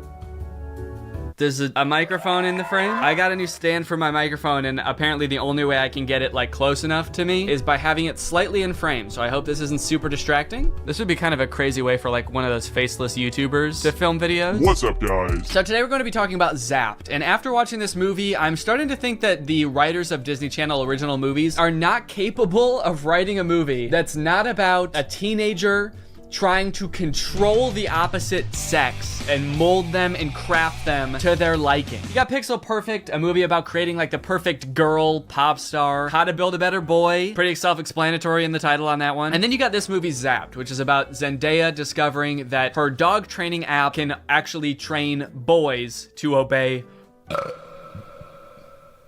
it can train boys to obey her every command. It's not actually Zendaya. She's not playing herself. It's Zendaya's playing a character named Zoe. I think that's probably pretty clear, but I just wanted to clear that up. This movie is full of dark magic. I'm convinced of it. There's something deeply sinister going on in this movie. I don't know what it is, but I'm gonna figure it out. Let's go ahead and watch it. The movie starts out with Zendaya's character Zoe giving a maid of honor speech at her mom's wedding. She's marrying this new guy, so her family is about to be merged with his family. So it's Zendaya and her mom, and then this man and his 3 sons. So it's like a family of women mixing with a family of men, which makes a lot of sense because as we know, women give birth to girls and men give birth to boys. First off, I just want to say how happy I am that my mom has finally found love again. She is the most giving person I know. Her speech starts off sweet, but then she immediately just starts like kind of complaining about having to live with 4 new guys because they're stinky. 4 guys and their mysterious odors that they always blame on the dog. Yeah, she sort of takes the opportunity to complain and just make her mom, I guess, like feel bad for marrying a guy. It's the happiest day of her mother's life. And also this guy, her new stepdad, is the happiest day of his life. And her speech is like, I hate my new family, my new stinky family. And this wedding will certainly ruin my life. To make matters even worse, towards the end of her speech, the boys lose control of their pet dog, who is at their wedding for some reason. They lose control of the dog, and the dog goes crazy and knocks like a chocolate fondue fountain all over Zendaya. And at this moment, I couldn't help but remember that Zendaya's character in Euphoria is supposed to be the same age as Zendaya's character in this movie, and their lives are drastically different. Throughout this movie, you will find that the characters are like super weird. They're like caricatures of people that don't exist in real life. And to show how much it's gonna suck really living with the boys, the writers of this movie decided to have the next day start with Zendaya's new stepdad screaming in the hallways, getting everybody ready for school. But then when he sees Zendaya come out of her room, he like doesn't know how to talk to her. Hey, boy, sport. I mean, hi, girl. Hi, girl. It's like, dude, you're 50. Have you never talked to a girl before? The movie then establishes why each one of the new guys that she lives with is like gross in some way. One of her little brothers is really messy. The other one's always like cooking gross stuff. Which is like a weird character trait. I get the messy younger brother, but like the gross cooking younger brother, is that a thing? Is that something I'm supposed to be able to relate to? And then the oldest of the brothers is like always frantically running around. He's like always late for something. He's really scatterbrained. My pants. Where are my pants? Where are my pants? Where are my pants? Okay, excuse me, can we just establish a few ground rules here? You're not wearing pants. Please stay out of my personal space bubble. Look, Zoe, I have morning basketball practice and then a players meeting and then a captain's meeting and then even more practicing. Kind of weird to respond to a request about like not invading my personal space when you're not wearing pants by saying like, but Zoe, I've got basketball practice. Like he fully like bumps his butt on her while getting ready in his underwear, and she's like, can you not do that? And he's like, sorry, sometimes when you're busy you just gotta rub up on your stepsis in your underwear. What don't you get? I'm in many extracurricular clubs, okay? Along with moving into a new house with all these boys, she also starts attending her new school, which is the school that her brother goes to. And you know how in Disney movies there's always like the distinct cliques, like there's the popular crowd and then there's like the stoners, but they never say stoners in the Disney movie. They're just kind of like, these are like the kids who wear jean jackets. This movie has the most insane high school posses ever. You got the skateboard boys. Okay, that's pretty normal. The next group she sees are the shirtless workout boys. And then just the straight up stinky boys, where the only like defining characteristic is that they're dirty, flea-ridden, smelly boys. You can hear like flies flying around them. What clique is this supposed to be in high school? And then there's the popular group, one of whom is also pretty stinky himself, actually. The Tripster? The Tripathon?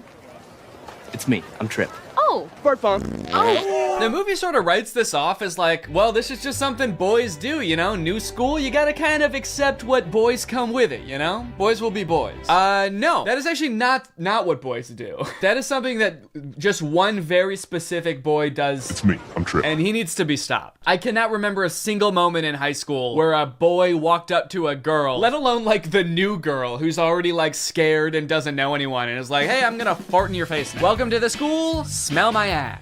But it's not all bad though. She does make a friend on her very first day. And in typical Disney Channel movie fashion, she is wearing a fedora. Every Disney Channel movie has to have a token fedora blazer wearing character. But the boys here are cute, aren't they? All of them. I think we have the highest percentage of cute boys in the entire greater Westlake area. Unlike Zoe though, she actually kind of likes the boys at the school. She's like, sure, they may have their flaws, but they're pretty cute. Wow, you seem a little... Oh, boy crazy? Yeah, that's the official diagnosis.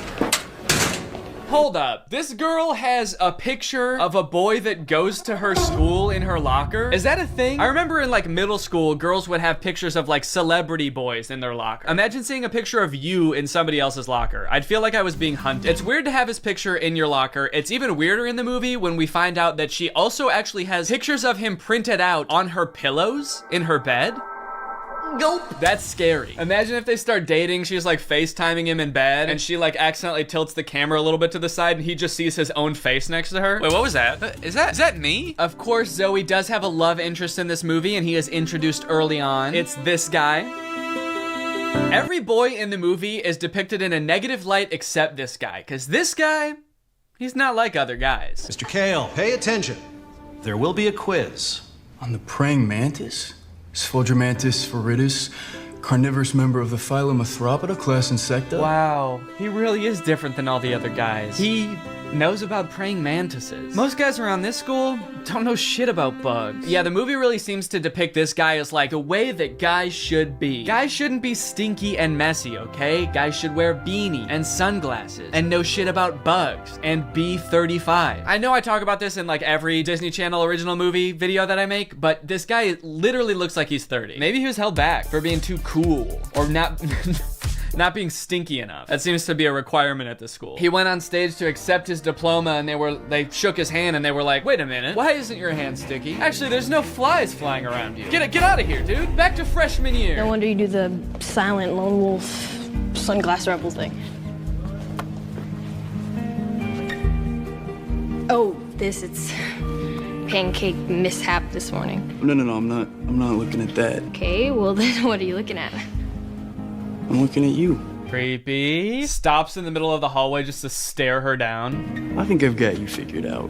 Oh, really? Mm-hmm. Yeah, I don't know, man. This just comes off as creepy to me. I guess this is supposed to be romantic, but it's not really romantic to me. Just scary. I can see inside you. Another one of the plot lines in this movie is that Zoe wants to join the dance team, but the girl who runs the dance team is like the popular mean girl. She doesn't want Zoe on the dance team because she's too good at dancing and it's gonna make her look bad or something. Anyway, by now you're probably wondering, when the frick does this app thing happen, right? When the frick does Zoe discover that the dog training app works on boys? Well, at first, it doesn't. Zoe's just trying to train the family dog because it's all just like the rest of the boys in the house. It's stinky. Gross. And it like destroys her room and shit. Breaks this thing that her dad gave to her. She downloads this app called Listen and Obey, which is kind of an ominous sounding app. Sit.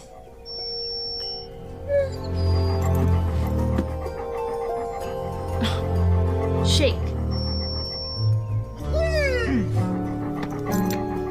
Right away, this app is already clearly cursed with dark magic, right? And the dog can even tell too, because you know what the dog does the second he realizes what's going on? He grabs her phone and runs off with it and tries to destroy it, presumably to break the curse. And then what happens next is honestly the most confusing part of the movie, okay? So the dog drops the phone in the bath. Her brother gets it out and tries to swing it around to get the water out of it. It flies out the window, swings around a satellite dish, slides down a solar panel, and lands in dog food. And from here on out, that app is now able to control boys. Any man or boy this app can control against their will. Sit.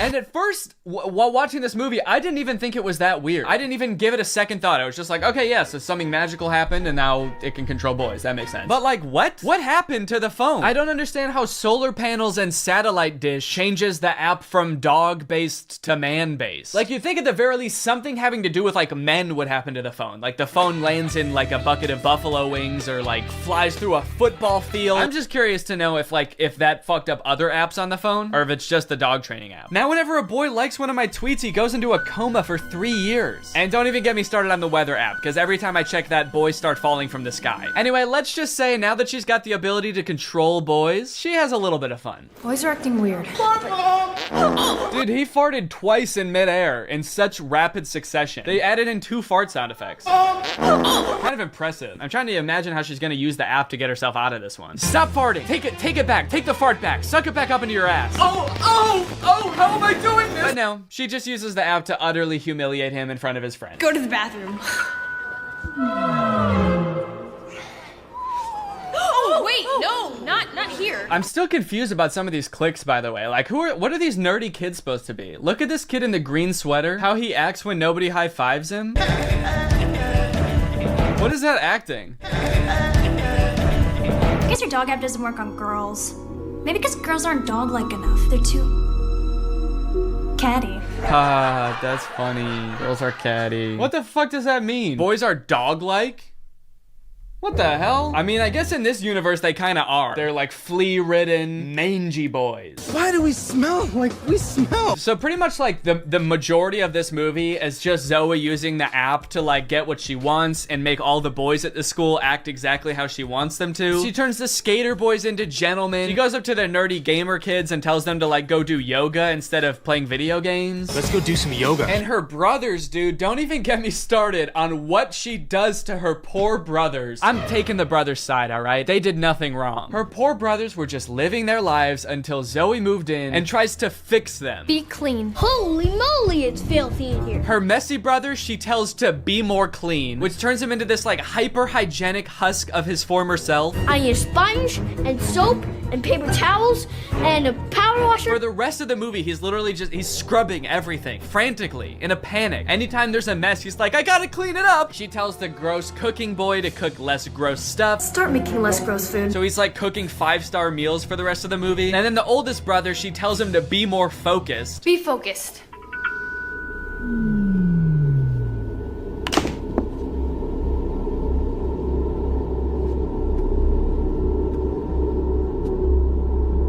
Lampshade. The boy is just like focused on inanimate objects for the rest of the movie. He's just like staring at a lamp or at the basketball net. She turns her own family into like mindless zombies and she's like, this is better. This is nice. It's creepy, dude. It's eerie, this movie. In all honesty, dude, this show walked so that WandaVision could run. This is basically WandaVision. In fact, since they're both owned by Disney, I wouldn't be surprised if this was in the same universe. This is like a prequel to WandaVision. This is where she gets the idea. It's kind of funny how low the stakes are considering the power that she holds. She could like take over Wall Street. She could get rich. She could make anybody do what she wants. Any man. She could fix every war. Create world peace. In fact, I think her friend says that at one point in the movie. She's like, we could end every war with this. And Zoe's just like, yeah, we could, but I simply will not. I think it's more important that my brother stares at a lamp for the rest of his life. That's kind of the shit I'm on. Things aren't nearly as terrible as they were.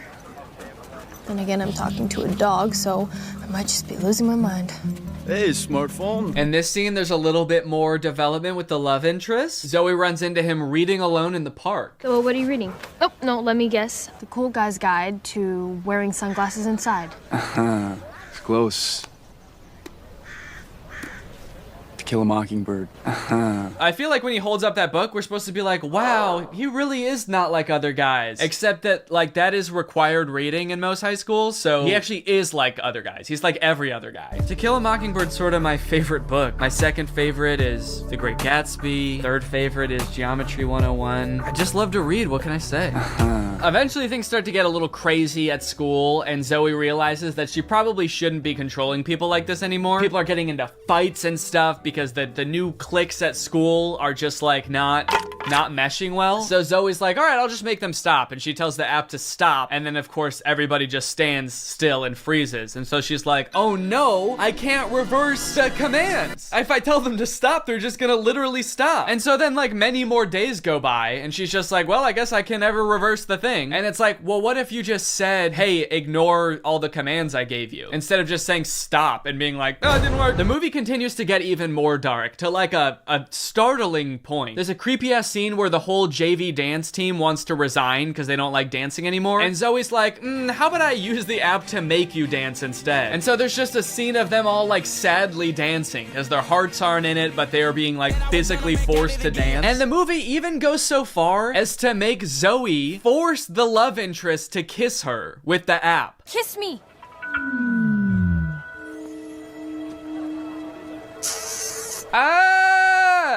She just forced a guy to kiss her. Disney, what are we doing here, dude? What's going on? We need to have a talk with the writers of these movies. Anyway, Zoe feels bad after this, and she gets all stressed because there is a college scout coming to the basketball game. But Zoe's brother obviously isn't playing very well because the only thing he can do is like stare at an object for hours at a time. Welcome to a new season of Husky basketball.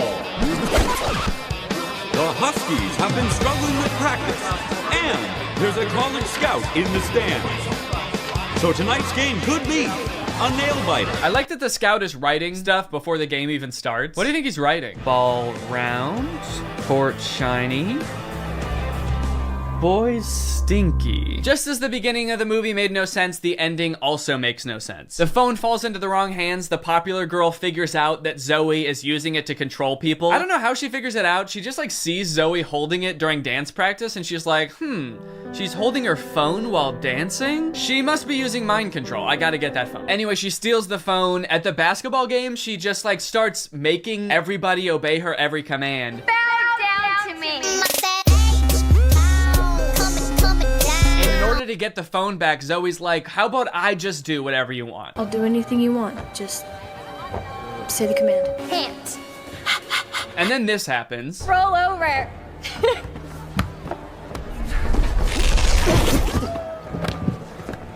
How did you? I'm your brother. We stick together. Sorry, what? He just broke the curse. Like the spell that everyone is under. He just like got up and he's like, I'll do it with you. I'm your brother. Don't worry about it. It's like, I'm sorry, is that what breaks the curse? Being a brother? Being her brother? And then eventually like her whole family is able to resist the app and get on the ground with her and start doing it. And it embarrasses the popular girl. And they like the only explanation for it is this. Why isn't this working? Because everyone knows. You can never make a dog turn against its own pack. The rules to this movie, the lore does not make sense. I guess that's just how Disney Channel movies go. In the end, everyone sort of learns that like, hey, girls have things that girls do that are weird to boys, and boys do things that are weird to girls. And that's just how we need to leave it. Which in some sense I would agree with. Not in this movie though. The boys are disgusting in this movie. They need to change something about themselves. I think that there could be some middle ground between her mind controlling them and them just being utterly repulsive. Anyway, the moral of the story is like Zoe realizes that she is not God and should not have unilateral control over everyone's lives, and they all live happily ever after. Well guys, we may never be able to control boys using our smartphones, but you know what we can control? Our money. Thanks to today's sponsor, Current. Do a flip. Do a backflip. Sit. Speed. I love you, Father. Good boy. That's right, guys. Today's video has been sponsored by Current. Current is the future of mobile banking. You guys have heard me talk about how awesome Current is before, how flexible they are, how transparent they are with things like no hidden fees. But today, I've got something new to talk about, and that's interest. Because Current just launched a new feature called Interest where you can earn 4% APY on your money. That's 4% for your money literally just sitting there. That's right, you don't gotta be throwing money at the stock market or buying NFTs and investing in cryptocurrency to get some return on your money. With Current's interest feature, you literally just get 4% for your money just sitting there. And as if that's not already enough reason to start using Current, I am once again going to be giving away $5,000 with Current's help. So go ahead, download Current, make an account, use the code DANNYINTEREST for a chance to win, and so you don't miss out on that 4%. Signing up for Current is totally free to do. You can do it right now. So honestly, there's really no reason not to. All right, well, thank you to Current for sponsoring this video, and thank you to you guys for checking out Current. They've been a long-time sponsor of the channel. They've helped me do some amazing things, so make sure you check them out, and goodbye. Bye.